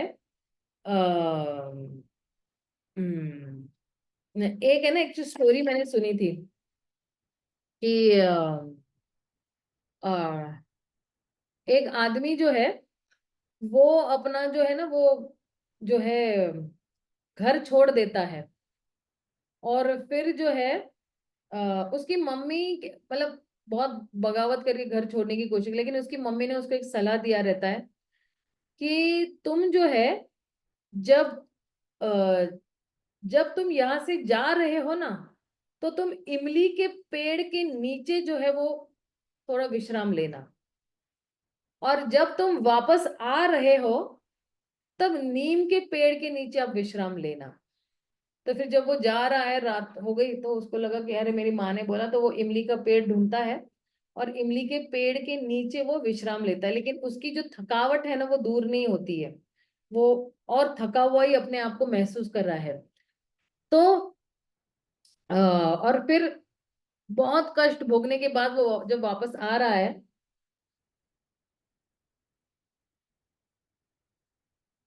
क्योंकि जब वो घर से बाहर था तो उसको बहुत सारी बीमारियों ने घेर लिया था, बहुत वीकनेस हो रहा था, वो उसको बहुत जो है बीमार गिर रहा था बार बार। तो फिर जो है उसको लगा कि नहीं, अब मुझे घर जाना चाहिए वापस। तो जब वो घर वापस आ रहा था तब उसको याद आया था कि मेरी माँ ने कहा था कि नीम के पेड़ के नीचे मुझे। अब नीम में क्या गुण है हमें भी पता है, नीम के पास सारे मेडिसिनल गुण है ना। और इसलिए उसने जब श्रवण, तो जब वो जो है घर वापस आ रहा है, तो जैसे जैसे दिन बीत रहे उसकी जो बीमारी वो ठीक हो रही है, और जब वो घर तक पहुंच जाता है तो तुरंत ही जो है वो जो है अपनी पूरी बीमारी जो है कंप्लीटली जीरो हो चुकी होती है, मतलब पूरी तरह से ठीक हो गया होता है। तो कह रहे हैं कि अब उसके पास जो अशुद्ध हृदय था, तो उसके लिए मतलब, क्योंकि अभी ये दृष्टांत दे रहे हैं, तो उसके अशुद्ध हृदय की वजह से उसको लग रहा था कि मैं अभी ना इस तरह से कभी नहीं जो है अपना, अभी अशुद्ध हृदय में कभी नहीं रखूंगा, मेरा हृदय हमेशा शुद्ध रखूंगा। क्योंकि वो जो यात्री है उसको भी लग रहा था कि अरे मैंने जो है कितनी बीमारियां थी मेरे लिए, अब मैं यहाँ से घर से निकल गया, अब मैं कभी भी जो है मेरे घर से बाहर नहीं निकलूंगा। तो उसी तरह जो है जो है ये जो भक्त है, ये भक्त जो है ये सोचता है कि अब मेरा हृदय शुद्ध हो गया है, तो मैं कभी भी इस तरह से बर्ताव नहीं करूंगा कि मेरा हृदय जो है फिर से दूषित हो जाए या मलिन हो जाए अनर्थों से, है ना। और जो है फिर से मेरे पास भौतिक इच्छाएं प्रकट हो। तो इस तरह से जो है ये कह रहे हैं मुक्त सर्व परिक्लेश, मुक्त सर्व परिक्लेश, समस्त क्लेशों से फिर वो ये क्या हो रहा है, वो मुक्त हो रहा है। तो ये जो श्लोक है ना, ये श्लोक एक्चुअली उस व्यक्ति के लिए जिसका हृदय जो है पूर्णतया जो है वो शुद्ध हो गया है, और वो जो है भगवान के श्री चरणों को कभी नहीं त्यागता है। तो आप देखना, इवन तीसरे स्कंद में भी, एक सेकेंड हम लोग जरा देखते हैं। अ, तीसरा स्कंद, मुझे श्लोक क्या है, 28 था या? हाँ 28, करेक्ट। 40, 41, ये वाला है, करेक्ट। देखिए, एवं हराओ भगवती प्रतिलब्ध भावो भक्त्या द्रवण दृढ़ उत्पूलक प्रमोदात औत्कांत्य बाष्प कालेय मुहुर अर्धयमानास तच्चापि चित्त बदिशम सनकेर वियुंकते। तो कह रहे हैं कि अगर ये जो योगी है ना, वो भगवान के लिए प्रेम उत्पन्न हो जाता है, और फिर जैसे जैसे वो आगे बढ़ता है भक्ति के मार्ग में, तो फिर क्या होता है, एवं हरेर भगवती प्रतिलब्ध भाव, तो उसका जो जो हृदय है, जो उसको भगवान के लिए प्रेम जागृत हो गया है, तो कह रहे कि भक्त्या द्रवेड दृढ़या, तो फिर जितने भी भगवान के जितने भी मधुर गुण हैं, तो वो जो है उसमें उत्पन्न हो जाते हैं, मधुर गुण जो है उसको भाना शुरू कर देते हैं और आकर्षित करना भी शुरू हो जाते हैं, और इसलिए ये उत्पुलक हो जाता है। उत्पुलक मतलब क्या, कि ये जो है, ये जितने भी भावनाएं हैं, है ना, कभी रोना, कभी रोंगटे खड़े हो जाना, ये सब उसके हृदय में जो है वो उत्पन्न हो जाते हैं। और फिर कह रहे हैं कि औत्कांत्य बाष्प कालय मुहु अर्घ्यमान, तो ये जो है वो रोते रहता है, रोते रहते हैं, बहुत ज्यादा खुशी की वजह से जो है वो निरंतर जो है उसके आंखों में से आंसू आते रहते हैं। अभी एक्चुअली हमारे लिए ये एक चेक पॉइंट है कि क्या हम भगवान का जब नाम लेते हैं तो हमें रोना आता है या नहीं, या भावनाएं आती है नहीं, या सिर्फ मैकेनिकल हमारी मालाएं चल रही है, तो ये हमारे लिए भी एक चेक पॉइंट है। और उसका जो मन है, वो जो है वो कहाँ पे, बदीशम, बदीशम यानी क्या, वो उसने अपने मन को जो है वो हुक कर लिया है। हुक करना यानी लटका लिया है भगवान श्री श्री के श्री चरणों पर ही, लाइक इस तरह से। सो उस भगवान के उस रूप के प्रति उसने क्या किया हुआ है, उसने जो है अपने मन को जो है वहां पे पकड़ के रखा हुआ है। उसका मन जो है भगवान के श्री चरणों से हट नहीं रहा है। क्योंकि जैसे मान लो अगर किसी ने ऐसे पकड़ लिया है तो अभी कोई छुड़ा नहीं सकता, तो वो तब तक वो जो है, जब उसका मन नहीं है तब तक वो छोड़ेगा नहीं।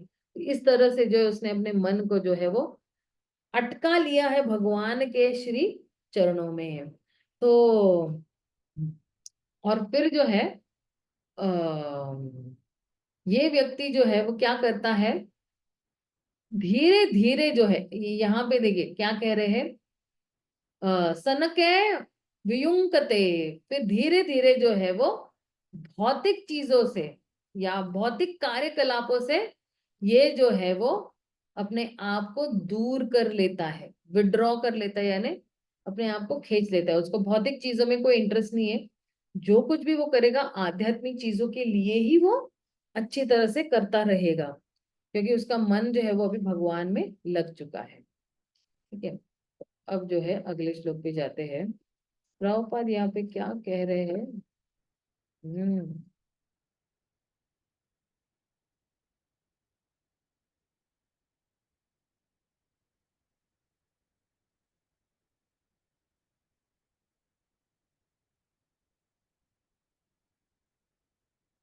हम्म ओके, 7वां श्लोक देखते हैं हम लोग। अब यहां से ना 23वें श्लोक तक जो है परीक्षित महाराज जो है बड़े सटीक प्रश्न करते हैं। और ये जब प्रश्न कर रहे हैं परीक्षित महाराज, हम्म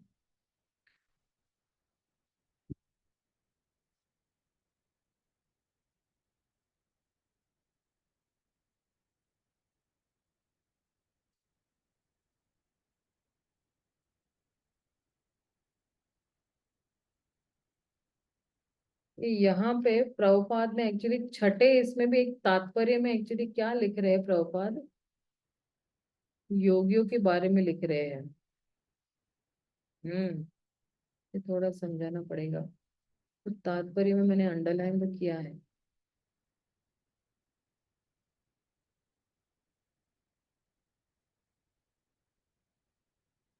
देखिए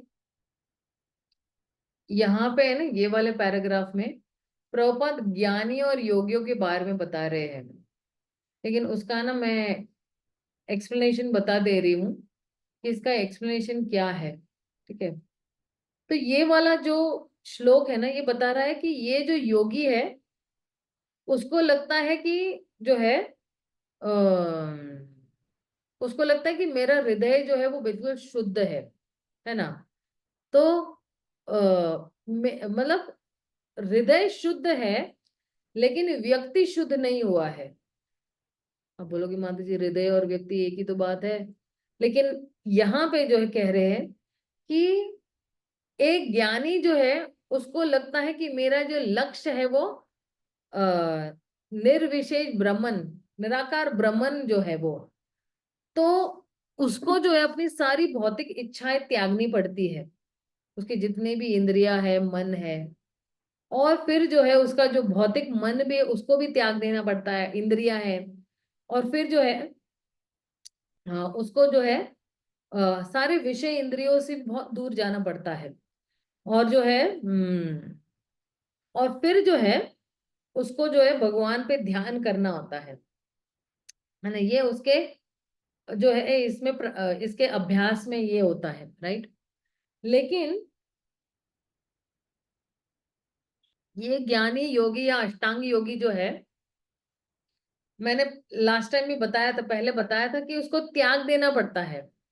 यम नियम आसान एक एक स्टेप वो आगे जाता है, तो उसको एक एक चीजें त्याग करनी पड़ती है। और जो है जब उसको मुक्ति भी मिल जाती है तब भी उसको जो है जितने भी योग के अंग है उसको भी त्याग देना पड़ता है। क्यों? क्योंकि ये जितने भी योग के अंग है ये भौतिक अंग है, ये सतोगुणी अंग है। लेकिन ये योगी जो है वो सोचता है कि अ, जब वो भगवान पे ध्यान कर रहा है तो उसको लगता है कि मुझे ध्यान भी हटा लेना चाहिए मेरा, अब ध्यान को भी मुझे त्याग देना है। तो मतलब भगवान पे वो जो ध्यान करे, भगवान के रूप पे जो ध्यान कर रहा है, तो वो भी वो त्याग देता है। और अ, और फिर क्योंकि वो भगवान पर ध्यान करना त्याग देता है, तो इसलिए ये जो योगी है उसको जो है वो मुक्ति नहीं मिलती है। लेकिन उसके विपरीत जो है वो भक्त है जो नियमित रूप से जो है श्रवणम करता है एक शुद्ध वैष्णव से, तो फिर वो वैसा नहीं है। कृष्ण पाद मूलनम न मुंचती, मैं जो हूं भगवान के श्री चरणों को कभी नहीं छोड़ूंगा। मतलब क्या कि जो व्यक्ति जिसके पास एक शुद्ध हृदय है तो वो ये प्रण ले लेता है कि मैं भगवान के श्री चरणों को कभी नहीं त्यागूंगा। और आ, आ, और इसलिए ये उदाहरण दिया हुआ है कि ये जो यात्री है वो कभी भी जो है अपना जो है घर नहीं त्यागता है। तो कहते हैं ना, the home is where I am, मैं जहां हूं मन से वही मेरा घर है। तो अगर मैं मन से भगवान के श्री चरणों पर मेरा ध्यान केंद्रित है, तो मैं मतलब भगवान के धाम में ही हूं। तो अगर जैसे हमारे जितने भी आचार्य गण भी हैं, वो लोग जो है बिल्कुल ऊपर भी भगवत धाम में भी जाकर भी इधर भी दोनों जगह पे रह सकते थे, क्योंकि उनका मन जो है वो हमेशा भगवान के श्री चरणों में लगा रहता है। तो वही जो है, जहां मेरा मन है वही मेरा घर है। मेरा मन भगवान के श्री चरणों पे लगा हुआ है, वही मेरा घर है ना। इसलिए भगवत गीता में भी जो है कहते हैं ना कि make Krishna your inner home. भगवान को आपकी अंदर की दुनिया बना लो। एक बाहर की दुनिया है हमारी, जहाँ पे विषय इंद्रिया भोग है, लेकिन अंदर जो है भगवान को हमारा अंदर के घर में जो है वो बसाना बहुत जरूरी है। अब जो है अगले श्लोक में क्या कह रहे हैं, क्योंकि यहाँ से जो है सारे प्रश्न शुरू हो रहे हैं, और ये वाला सेक्शन थोड़ा जरा फास्ट जाएगा, क्योंकि काफी जो है सिर्फ प्रश्न पूछ रहे हैं परीक्षित महाराज, और इसके उत्तर जो है वो मिलने वाले हैं अलग अलग स्कंदों में, तीसरे स्कंद में या 12वें स्कंद में या 11वें या 7वें स्कंद में, इस तरह से। तो क्या कह रहे हैं,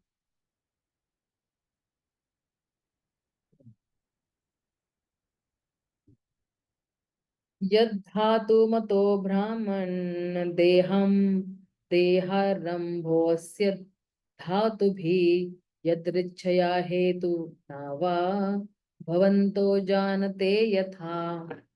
हे विद्वान ब्राह्मण, दिव्य आत्मा भौतिक देह की सॉरी दिव्य आत्मा भौतिक देह से पृथक है, तो फिर क्या उसे किसी कारणवश या अकस्मात ही देह की प्राप्ति होती है? आपको यह ज्ञात है, अतः कृपया करके मुझे समझाइए। तो कह रहे हैं कि अस्य अधो मत देह, तो ये जो जीवात्मा के ये जो शरीर है, ये धातु भी, ये कौन से धातुओं से बना हुआ है, राइट, और या कौन से पदार्थों से बना हुआ है, और आरंभ, ये कहाँ, इसका आरंभ कहाँ से है, शुभारंभ कहाँ से हुआ है? क्या यदृच्छया, क्या ऐसे ही जो है अकस्मात हुआ है, या फिर हेतु वह, या किसी विशेष कारण के लिए हुआ है? तो अ,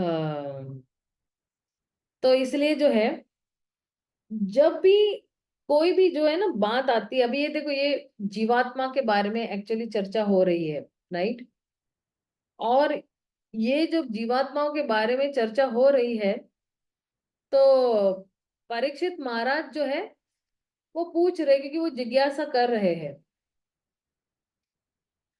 और किस तरह से ये जो है जीव और भगवान के बीच में ये संबंध हुआ, या जीव और भगवान के भौतिक शरीर के बीच में ये संबंध स्थापित हुआ। तो सुखदेव गोस्वामी कहते हैं कि ये ना क्वेश्चन ही गलत है, क्योंकि आ, कोई भी संबंध जो है वो एक्चुअली मतलब कोई वास्तविक संबंध ही जीव और उसके भौतिक शरीर से स्थापित ही नहीं हुआ है। कोई भी वास्तविक संबंध, जो भी संबंध है वो नकली संबंध है। आत्मा मायम, ये जो है किसकी शक्ति के माध्यम से हो रहा है? भगवान की अविद्या शक्ति के माध्यम से ये जो है रहा है, या भगवान की महामाया जो है, इसकी वजह से जो है एक वास्तविक संबंध है जो वो स्थापित ही नहीं हो रहा है। एक जो है वो काल्पनिक संबंध है वो स्थापित हो रहा है।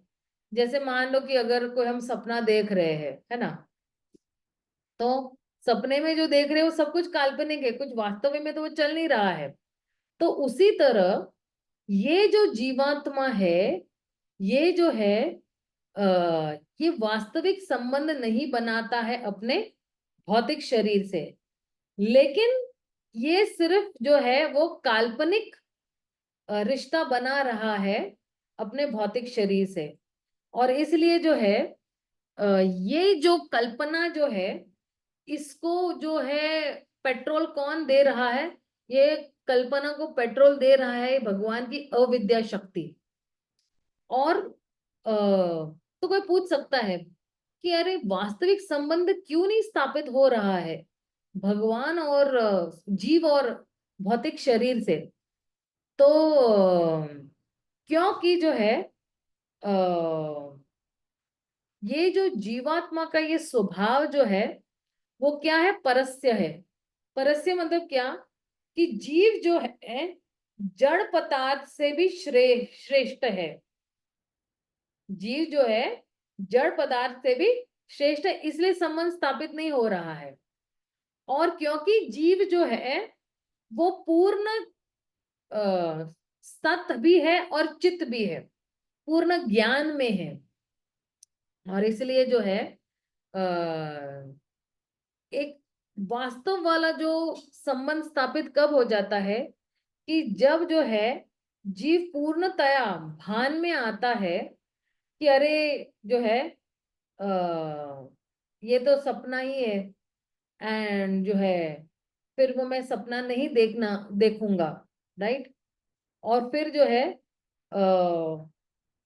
जब वो बेहोश हो जाता है, क्योंकि कभी कभी जो होता है ना, कभी कोई बेहोश हो जाता है तो उसको पता नहीं चलता है कि क्या हो रहा है, और फिर वो स्वप्न में चला जाता है, और फिर अलग अलग चीजें जो है वो सपने में देखना शुरू कर देते हैं। तो प्रभुपाद भी कहते हैं कभी कभी अपने तात्पर्य में कि अगर किसी ने बहुत एक बड़ा सोने का पहाड़ देखा हुआ है, तो फिर जो है उसको नींद में ही उसको लगता है कि जो है अरे मैं एक सोने के पहाड़ के कहीं नजदीक कुछ खड़ा हूं और मैं देख रहा हूं। तो जब वो पूर्णतया जो है चेतना में होता है, तब वो ये जो है ये सोचता नहीं है या ये कल्पना नहीं करता है। लेकिन जब कोई बेहोश हो जाता है या जब वो सो रहा है, तो फिर जो है वो कल्पना करना शुरू कर देता है। और इसलिए जो है जब अपनी वास्तविक स्थिति से कोई जो है हट जाता है या वास्तविक स्थिति में भ्रमित होता है या बेहोश हो जाता है अपनी वास्तविक स्थिति से, तब जो है ये भगवान की ये जो अविद्या शक्ति जो है वो जो है आती है। और फिर जो है जीव जो है अपने शरीर के साथ जो है वो संबंध स्थापित कर रहा है। और ये जो है ये वास्तविक संबंध स्थापित नहीं कर रहा है, नकली संबंध है दोनों के बीच में। तो वो कह रहे हैं कि जब मैं जो हूँ आप देखना कि ब्रह्मा जी ने भी है ना तीसरे स्कंद में कुछ 9वें अध्याय में जो है भगवान को प्रार्थना करते हैं कि जब मैं ये जितने भी जीवात्माएं हैं मैं देख रहा हूँ कि इस भौतिक जगत में बहुत जो है कष्ट भोग रहे हैं, क्योंकि वो जो है कभी काम में है, कभी क्रोध में है, कभी तृष्णा है उनको, या कभी भूख भूख से बिलख रहे हैं, है ना, या कभी कफ पित्त वात से भी जूझ रहे हैं। तो फिर जो है मैं सहन नहीं कर सकता हूँ ये जो कष्ट है, ये जितने भी जीवात्मा इस कष्ट से गुजरे, क्योंकि आप देखना ब्रह्मा जी जो है जीवात्माओं के पिता है, क्योंकि उन्होंने सारी जीवात्माओं की रचना की। तो पिता को तो जरा थोड़ा दुख लगने ही वाला है कि अरे ये मेरी रचना है जहां पे मैंने जीवात्माओं को थोड़ा दुखी देखा हुआ है इस तरह से। सो कह रहे हैं कि तो फिर जो है फिर भगवान कह रहे कि अरे ये तो जो है वो सपने की तरह ही है। और फिर जो है उसमें एक्चुअली आगे काफी कुछ बता रहे हैं, लेकिन अभी के लिए जरूरी यही है कि जीव का जो है वो वास्तविक संबंध जो है वो शरीर के साथ स्थापित ही नहीं होता है। ये पूरा एक सपना ही चल रहा है। आप बोलोगे माता जी सपना चल रहा है, लेकिन देखो आप भी बात कर रहे हो, हम भी सुन रहे हैं, और हम भी भगवान के प्रति हमारी भक्ति जागृत कर रहे हैं, तो हम तो सपना नहीं देख रहे, तो ये तो वास्तव है। तो वास्तविकता क्या है? वास्तविकता यही है कि जितनी जितनी बार आप जुड़ते रहोगे भगवान के साथ, वही रियलिटी है। बाकी सब सपना ही है। जितनी भी इंद्र तृप्ति आप कर रहे हो, जो कुछ भी कर रहे हो, वो सारा सपना है। लेकिन इसका मतलब ये नहीं है कि हमें अ, उस उन कार्यकलापों से हम कुछ भी करेंगे तो हमें उसका रिएक्शन नहीं मिलेगा। तो इसलिए जो है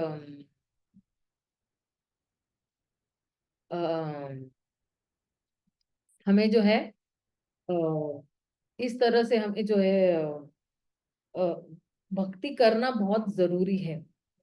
एक सेकंड, ये हरि भक्ति ओपन द डोर ना जरा।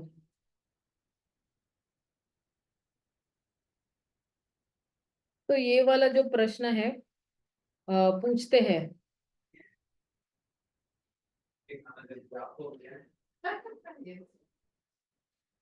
चलो अभी 8वें श्लोक पे जाते हैं। अब आगे जो है वो है, भगवान क्या कह रहे हैं कि जो है जीव और भगवान के बीच में अंतर क्या है, एक्चुअल अंतर क्या है। और जो है क्या दोनों की जो शरीर है ना, दोनों के शरीर में कुछ कॉमन चीजें हैं या कुछ बहुत बड़ा अंतर है जीव और भगवान के बीच में। तो वो कह रहे हैं कि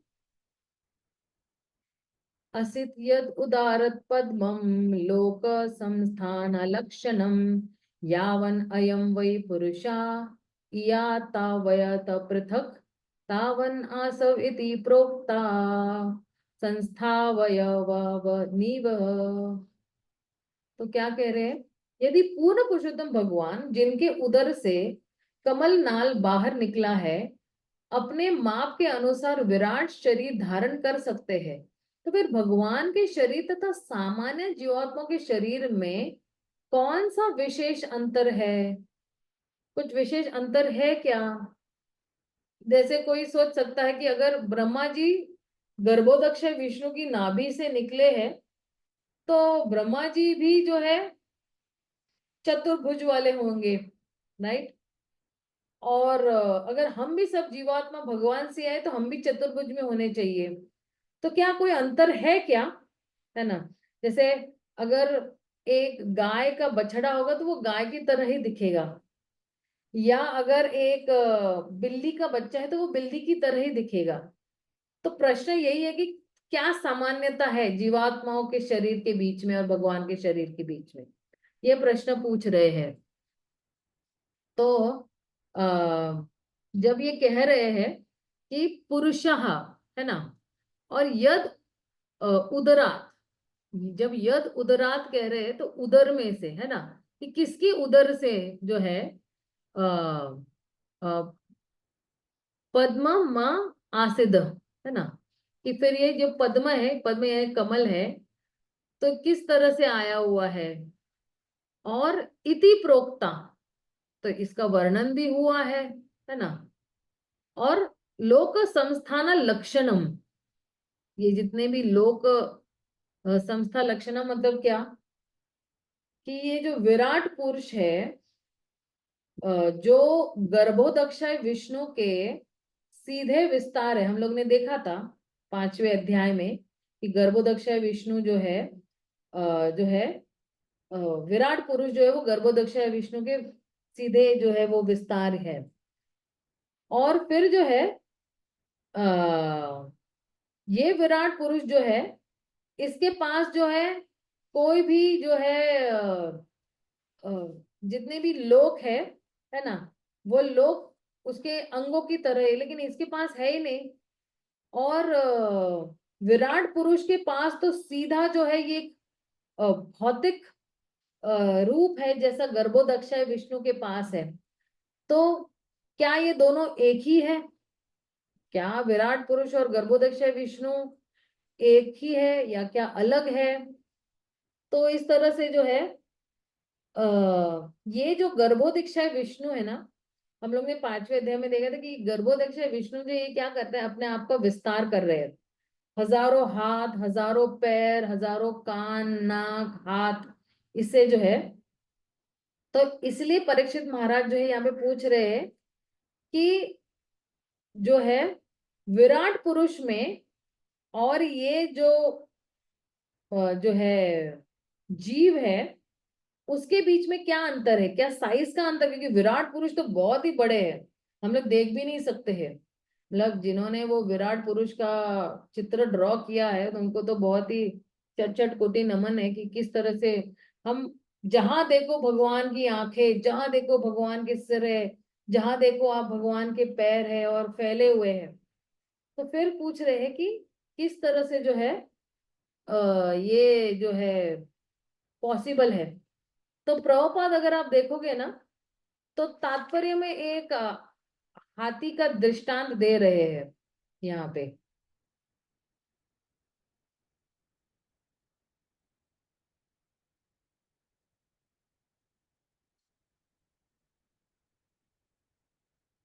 उदाहरणार्थ हाथी को अवश्य अनुसार विशाल देह प्राप्त होता है और चींटी को अपनी आवश्यकता के अनुसार लघु देह मिलती है।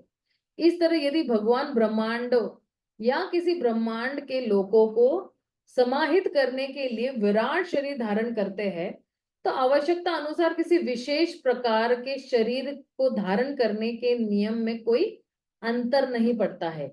जीव तथा ईश्वर को केवल शरीर के आकार के कारण पर विभेदित नहीं किया जा सकता। अतः इसका उत्तर इस पर निर्भर करता है कि भगवान के शरीर का सामान्य जीव के शरीर की तुलना में विशिष्ट महत्व क्या है। और इसका उत्तर एक्चुअली जो है मिलेगा हमें अगले अध्याय में ही, और जो है अगले अध्याय में भी मिलेगा और 10वें अध्याय में भी मिलेगा।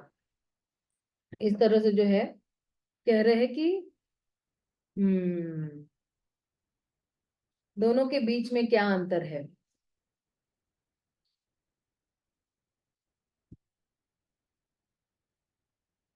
ओके, जरा 9वें श्लोक पे जाते हैं हम लोग।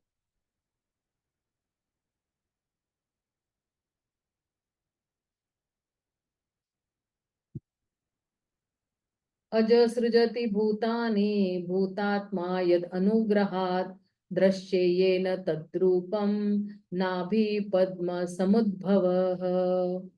ब्रह्मा जी जो किसी भौतिक स्तोत्र से नहीं, अभी तो भगवान की नाभि से प्रकट होने वाले कमल से उत्पन्न हुए हैं, वे उन सबके स्तोत्र है जो इस संसार में जन्म लेते हैं। निसंदेह भगवत कृपा से ही ब्रह्मा जी भगवान के स्वरूप को देख सकते हैं। यद अनुग्रहात, भगवान की कृपा से ही। और कौन देख सकता है? अजह। अजह मतलब क्या? जिनका जन्म नहीं हुआ है, जो ब्रह्मा जी जो है वो है ना। और कह रहे कि भूत आत्मा जो जो है जो इस जीवों के भी जो है शरीर को बनाने वाले हैं, है ना, भूत आत्मा। और फिर कह रहे हैं कि नाभि पद्मा समुद्भवः। तो फिर कहाँ से उन्होंने जन्म लिया हुआ है? गर्भोदक्षय विष्णु की नाभि से उन्होंने जन्म लिया लिया हुआ है। और फिर जो है ददृशे तद रूपम, तो ब्रह्मा जी ने क्या देखा? फिर वो वाला रूप देखा भगवान का। तो इसलिए जो है ब्रह्मा जी जो है भगवान विष्णु की नाभि से आए, गर्भोदक्ष विष्णु की नाभि से आए। तो मैंने अभी भी कहा कि अगर कोई अगर किसी मनुष्य से कोई जन्म लेता है तो मनुष्य का शरीर प्राप्त होता है, या कोई छोटा गाय का बछड़ा है तो उसको गाय का ही रूप मिलेगा। तो क्या अगर ब्रह्मा जी जो है गर्भोदक्ष विष्णु की नाभि से निकल कर आ रहे हैं, तो उनके पास भी क्या विष्णु जैसा ही रूप होगा या कुछ और भी होगा? तो इसलिए वो पूछ रहे हैं, क्योंकि जो है क्या उनका भी रूप जो है गर्भोदक्ष विष्णु की तरह ही है? तो कोई पूछ सकता है कि अरे परीक्षित महाराज तो महाभागवत है, वो ऐसा प्रश्न क्यों पूछ रहे हैं, क्या उनको नहीं पता है इसके उत्तर क्या है, और जो है ये ऐसा क्यों पूछ रहे हैं ना, ऐसे साधारण साधारण से प्रश्न क्यों पूछ रहे हैं, है ना।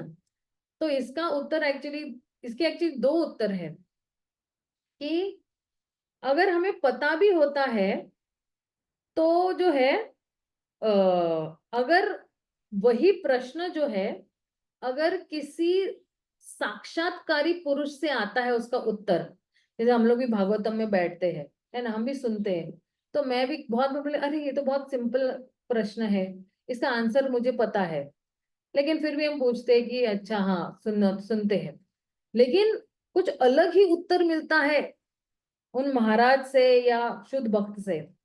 तो कह रहे हैं कि अगर उस प्रश्न का उत्तर, बहुत साधारण प्रश्न पूछा है, लेकिन उसका उत्तर एक शुद्ध भक्त के मुख से आ रहा है, तो फिर जो है वही चीज बहुत ही प्रभाव डालते हैं हमारी चेतना पे। जैसे अगर कोई कोई कहते हैं कि हम शरीर नहीं हम आत्मा है, तो वो बहुत प्रभाव डालता है मेरी चेतना पर भी, क्योंकि वो जो जो शुद्ध भक्त है उसके पास इतना गहरा साक्षात्कार है कि वही साक्षात्कार जो है उनके मुख से जब निकलता है और हमारे कर्णों में प्रवेश करता है, तो फिर जो है हमें उनके साक्षात्कार का गहराई में जो है लाभ मिलता भी है और साक्षात्कार भी हो जाता है। तो इसलिए जो है आप देखना, विदुर भी बहुत ही, और दूसरा ये भी है कि आ, किसी के आतुर प्रश्न जो है पूर्ण विश्व के लोगों के लिए भी लाभप्रद है। जैसे आप देखना विदुर भी जो है वो बहुत साधारण से प्रश्न पूछ रहे हैं मैत्रेय मुनि को भी, तो कोई सोच सकता है कि विदुर को इतना भी नहीं मालूम है क्या, ये इतने सारे सारे सीधे सीधे प्रश्न पूछ रहे हैं। लेकिन कभी कभी जो है वो जो है प्रश्न जो है, जब जब जब शुद्ध भक्त प्रश्न पूछते हैं महान मुनियों को, तो फिर जो है एक एक वक्ता को भी जो है ना उस लेवल तक पहुंचना पड़ता है, श्रोता के लेवल पर, ताकि फिर जो है जो उस वक्ता के पास जो कुछ भी साक्षात्कार है, वो सारा साक्षात्कार वो है वो श्रोताओं में डाल सके। और इसलिए जो है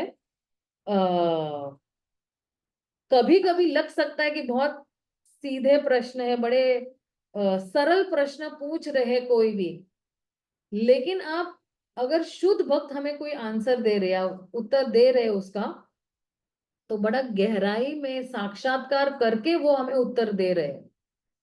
और इसलिए प्रश्न उत्तर पूछने चाहिए, क्योंकि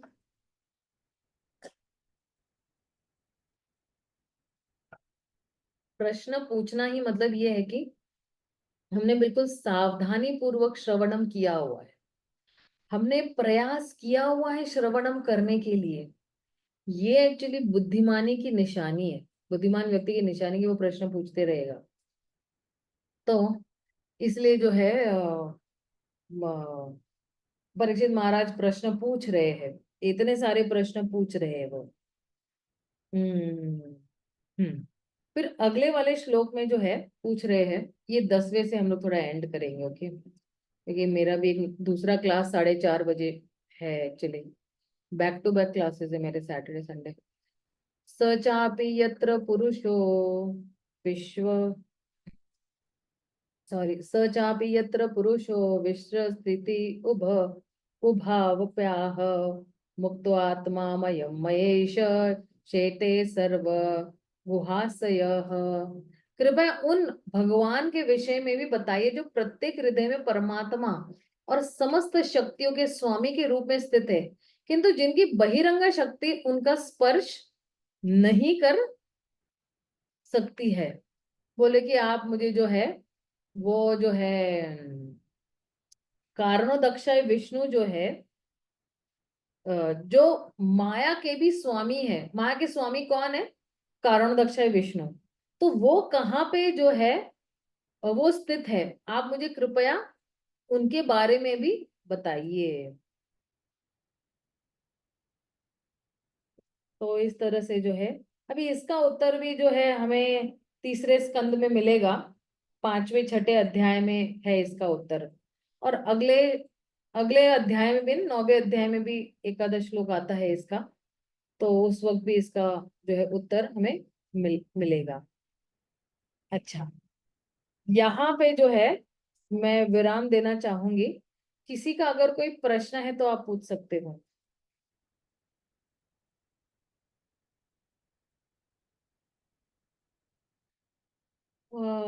लेट मी अनम्यूट ऑल।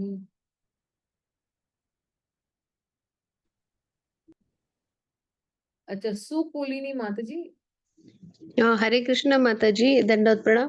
प्रणाम। माता जी, कल नित्यानंद त्रयोदशी की कुछ सेवा है हम लोगों को, तो सब लोगों को भी होगी शायद, तो क्लास होगा क्या? ये आप ना राजेश प्रभु से पूछ लेना ना जरा। Rajesh Prabhu, what's the call on that, because बहुत सारे लोगों को नित्यानंद त्रयोदशी की सेवाएं है, तो क्या करना है?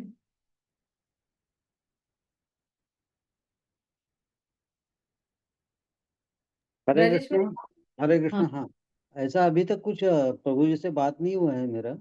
बट अगर if many of the people, बहुत से लोगों का अगर है कुछ सेवा, तो फिर वी कैन टॉक विथ, आई उनसे बात करके मैं ग्रुप में डाल देता हूँ कल है क्या नहीं, फिर ठीक है ना। कितने हम्म। लोगों को बाय द वे सेवा है? हाँ सुकुलिनी प्रभु जी, माता जी को दिख रही। हमारे भी हाँ, रहते हैं।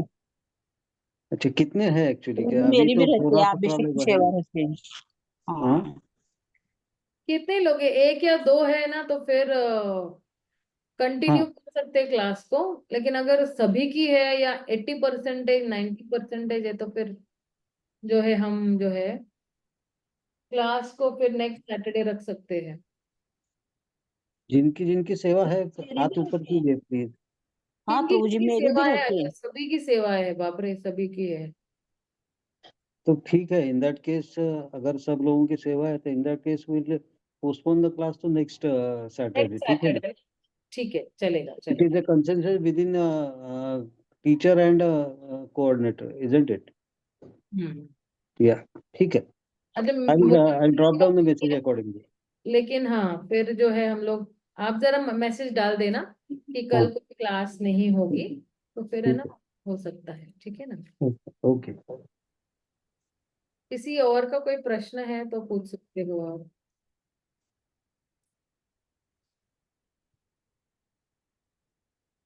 हरे कृष्णा माता जी, मुझे एक प्रश्न पूछना था। हाँ हाँ। जैसे ये हम, वो तो हम सुनते ही है बार बार, लेकिन मुझे मेरे कल हमारा रात को एक क्लास होता है भगवत गीता का, तो उसमें मुझे किसी ने पूछा है कि अगर ब्रह्म ज्योति तक जो जाते हैं उनका हाँ, आगे क्या होता है, वो कहाँ तक रुकते हैं, या फिर योगी का कहाँ होता है। ये तो हमें लेक्चर्स पे हम सुनते हैं, हमको उतना मतलब मालूम होता है, लेकिन अगर किसी को उनको देना है मुझे आंसर, तो किस तरह से देना चाहिए? देखो, आपको पहले ये समझना है कि ब्रह्म ज्योति है क्या, है ना। हाँ, वहां वो क्या दैट वन बेसिक थिंग्स हाँ I knew it and I also tell them told them already. हाँ हाँ। तो फिर ब्रह्म ज्योति में हम भगवान के साथ आदान प्रदान नहीं कर सकते हैं। हाँ, we can okay. Not love the lord, we can not serve the lord. हम भगवान की सेवा नहीं कर सकते हैं वहां पे। हम जो है जो है इनएक्टिव स्टेट में हो जाते हैं। और आत्मा का तो स्वभाव ही है ना कि एक्टिव रहना, और आत्मा का स्वभाव ही है ना किसी न किसी की सेवा करेगा। अगर वो भगवान की नहीं सेवा करेगा तो अपनी इंद्रियों की सेवा करेगा, परिवार की सेवा करेगा, देश की सेवा करेगा। लेकिन ब्रह्म ज्योति में सबसे बड़ा डिसएडवांटेज यही है कि हम जो है भगवान को प्रसन्न नहीं कर सकते हैं, और भगवान की सेवा नहीं कर सकते हैं वहां पे। तो फिर हमारे पास बहुत कम चांस है कि हम अगले लेवल पर पहुंचे भगवत धाम पे। अंटिल अनलेस नारद मुनि जैसे कुछ महान भक्त वहां पे पहुंच जाए और हमें उनका संग मिले, तो उस स्थिति से हम बाहर निकलेंगे।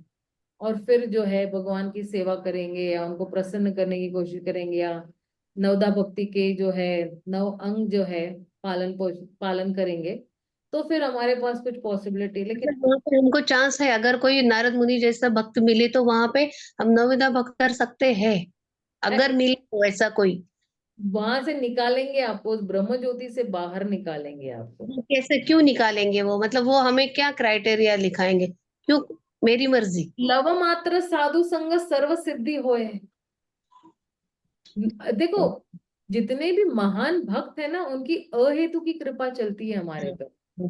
मृगारी जैसा मृगारी भी, आप सोचो कि सेडिस्ट था वो, अधमरे जानवरों को देखकर उसको आनंद आता था।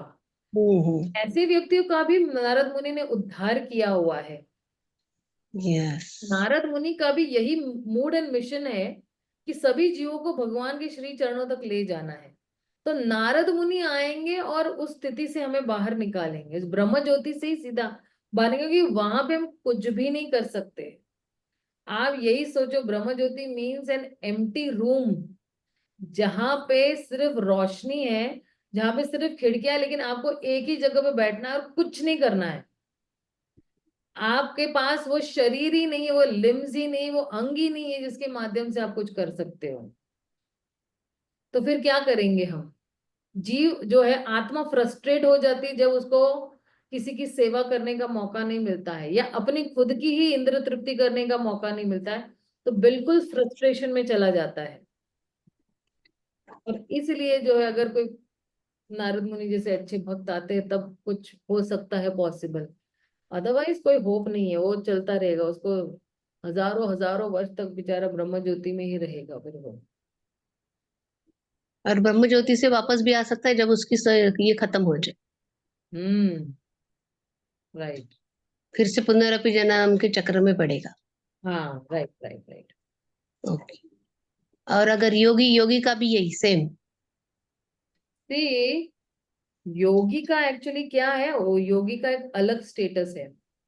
उसका है ना, जरा मुझे समझाना पड़ेगा आपको थोड़ा, क्या कहते हैं, एक डायग्राम से एक्सप्लेन करना पड़ेगा मुझे आपको। एक सेकेंड ना, मैं जरा, कोई मुझे बहुत तंग कर रहा है मैसेजिंग पे, उस व्यक्ति को जरा मैसेज कर देती, डोंट मैसेज मी।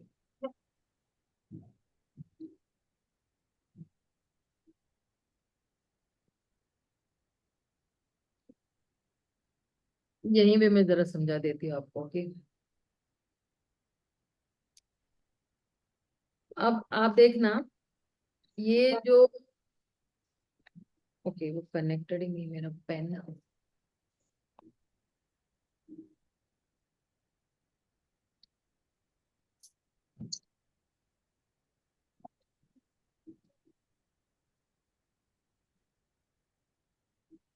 ये जो योगी है, ये ज्ञान योगी जो है ना, हम्म। ये ज्ञान योगी जो है, ध्यान योगी। ज्ञान योगी ध्यान योगी है ना। हाँ। तो ये जब ध्यान करता है ना, ध्यान योगी, हम्म। तो फिर वो किस पे ध्यान कर रहा है? या तो फिर वो जो है अ, विराट रूप पे ध्यान कर रहा है ना, या जो है वो परमात्मा रूप पे ध्यान कर रहा है, हम्म। किसी पे भी है ना, लाइक, है ना, ध्यान कर रहा है। और जो है इस व्यक्ति को जो है ना, एक सेकेंड। हम्म। तो ये ना विराट रूप पे ध्यान कर रहा है, राइट। और अ, ये जो है, ये जो है विराट रूप पे जो ध्यान कर रहा है, तो जब ध्यान करते करते इसके पास अगर कोई भौतिक इच्छा नहीं हो, नो हम्म। मटेरियल डिजायर्स, हम्म। तो वो आगे बढ़ता है, ठीक है। हम्म। लेकिन उसके पास अगर मटेरियल डिजायर्स है, हम्म। भौतिक इच्छाएं है, तो उसको फिर मिलेगी क्रम मुक्ति। Okay, what is that? क्रम मुक्ति, ओके, ठीक है, क्रम मुक्ति। What is? ग्रेजुअल। ग्रेजुअल, हाँ, ग्रेजुअल लिबरेशन जिसको कहते हैं। हाँ। अब यही ध्यान योगी जो है, इसके पास जो है नो मटेरियल डिजायर्स है, एब्सोल्युटली नो मटेरियल डिजायर्स। हाँ। ओके, तो फिर वो किस पे ध्यान कर रहा है? परमात्मा पे।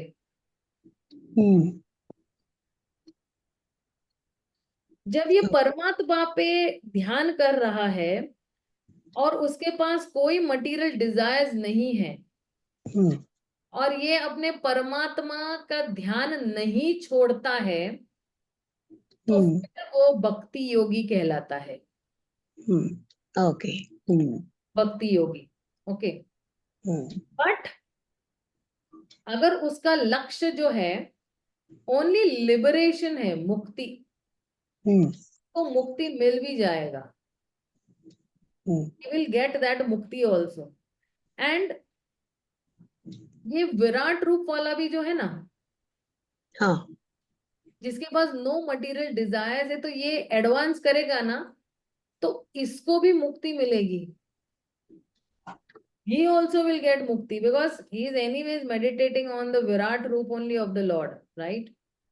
और इस तरह से जो है, ये जो विराट रूप मेडिटेटर है, ये दोनों अलग, मतलब ना, इसको जो है, लेकिन ये जो मुक्ति है ना, इसको मुक्ति कैसे मिलती है पता है? ये भी गोलोक जा रहा है। गोलोक। हाँ, ये गोलोक जा रहा है, लेकिन इसको मुक्ति है ना, शांत, हाँ, शांत दास्य रूप। भाव में मिल रहा है। अच्छा, हाँ। और ये वाला जो है ना, इसको या तो वात्सल्य, माधुर्य, या तो साख्य में मिल रहा है। ठीक है ना? इसको जो मिल परमात्मा रहा है। परमात्मा रूप पे ध्यान कर रहा है विदाउट एनी डिजायर, उसको हाँ, शांत, सॉरी, दास्य और वात्सल्य, माधुर्य में मिल सकती है मुक्ति। हाँ, जिसका गोल मुक्ति है ना, हाँ। तो उसको शांत और दास्य की मुक्त वो मिलेगा। ये भी जा हाँ। रहा है, शांति दास्य भाव मिल जाता है उसको, राइट? हाँ। हाँ। तो इस तरह से जो है ये योगी जो है, अगर हम इस चक्रव्यूह को अगर देखेंगे ना, तो 84 लाख योनियों में 4 लाख योनियां जो होती है वो मनुष्य की होती है। हाँ। उसमें जो है भारतवर्ष में हम लोग आए हुए हैं, और उसमें भी जो है कई लोग जो है कर्मकांडी होते हैं, कई लोग कर्मयोगी होते हैं। कर्मयोगी में भी 2 प्रकार के लोग होते हैं, सकाम कर्मयोगी और निष्काम कर्मयोगी। और अगर कोई निष्काम कर्मयोगी बन जाता है, तो फिर जो है या तो वो ये ध्यान योगी, विराट रूप मेडिटेटर जिसको कहते हैं, ये विराट रूप है जिसके पास कोई भौतिक इच्छाएं नहीं है, तो ये विराट रूप में मेडिटेट करता है, तो इसको भी मुक्ति मिलती शांति दास्य में। लेकिन हाँ। यही अष्टांग योगी जो परमात्मा पे जो है मेडिटेशन कर रहा है, तो फिर वो है वो भक्ति योगी बन जाता है और वो भगवत धाम चला जाता है। ये वाला जो मेडिटेटर है जिसको मुक्ति मिलती है, तो इसको ना या तो पेड़ पेड़ रूप बन जाएगा, या नदी नहर, या कण जो है डस्ट बन जाएगा। ये आध्यात्मिक जगत में ये डस्ट बन जाता है। ठीक है ना? इस तरह से जो है ये ओके। हो जाता है। मतलब ये योगी एनी हूँ, अगर वो निष्काम कर रहा है, या तो वो विराट रूप का करे या परमात्मा रूप का करे, लेकिन वो निष्काम कर रहा है, तो वो मुक्ति पा सकता है, भगवत धाम जा सकता है। खुला है, खुला। यस यस, ये जा सकता है, correct, absolutely correct. Yes, thank you माता जी, थैंक यू वेरी मच। तो ये क्वेश्चन जिनके है ना, प्लीज रिजर्व रखना। मेरा एक्चुअली एक नया क्लास स्टार्ट होने वाला है, so I just have to log off very immediate में 10 मिनट्स लेट होके। श्रील प्रभुपाद की जय, श्रीमद् भागवतम की जय। हरे कृष्णा, हरि बोल। हरे कृष्ण। हरे कृष्णा।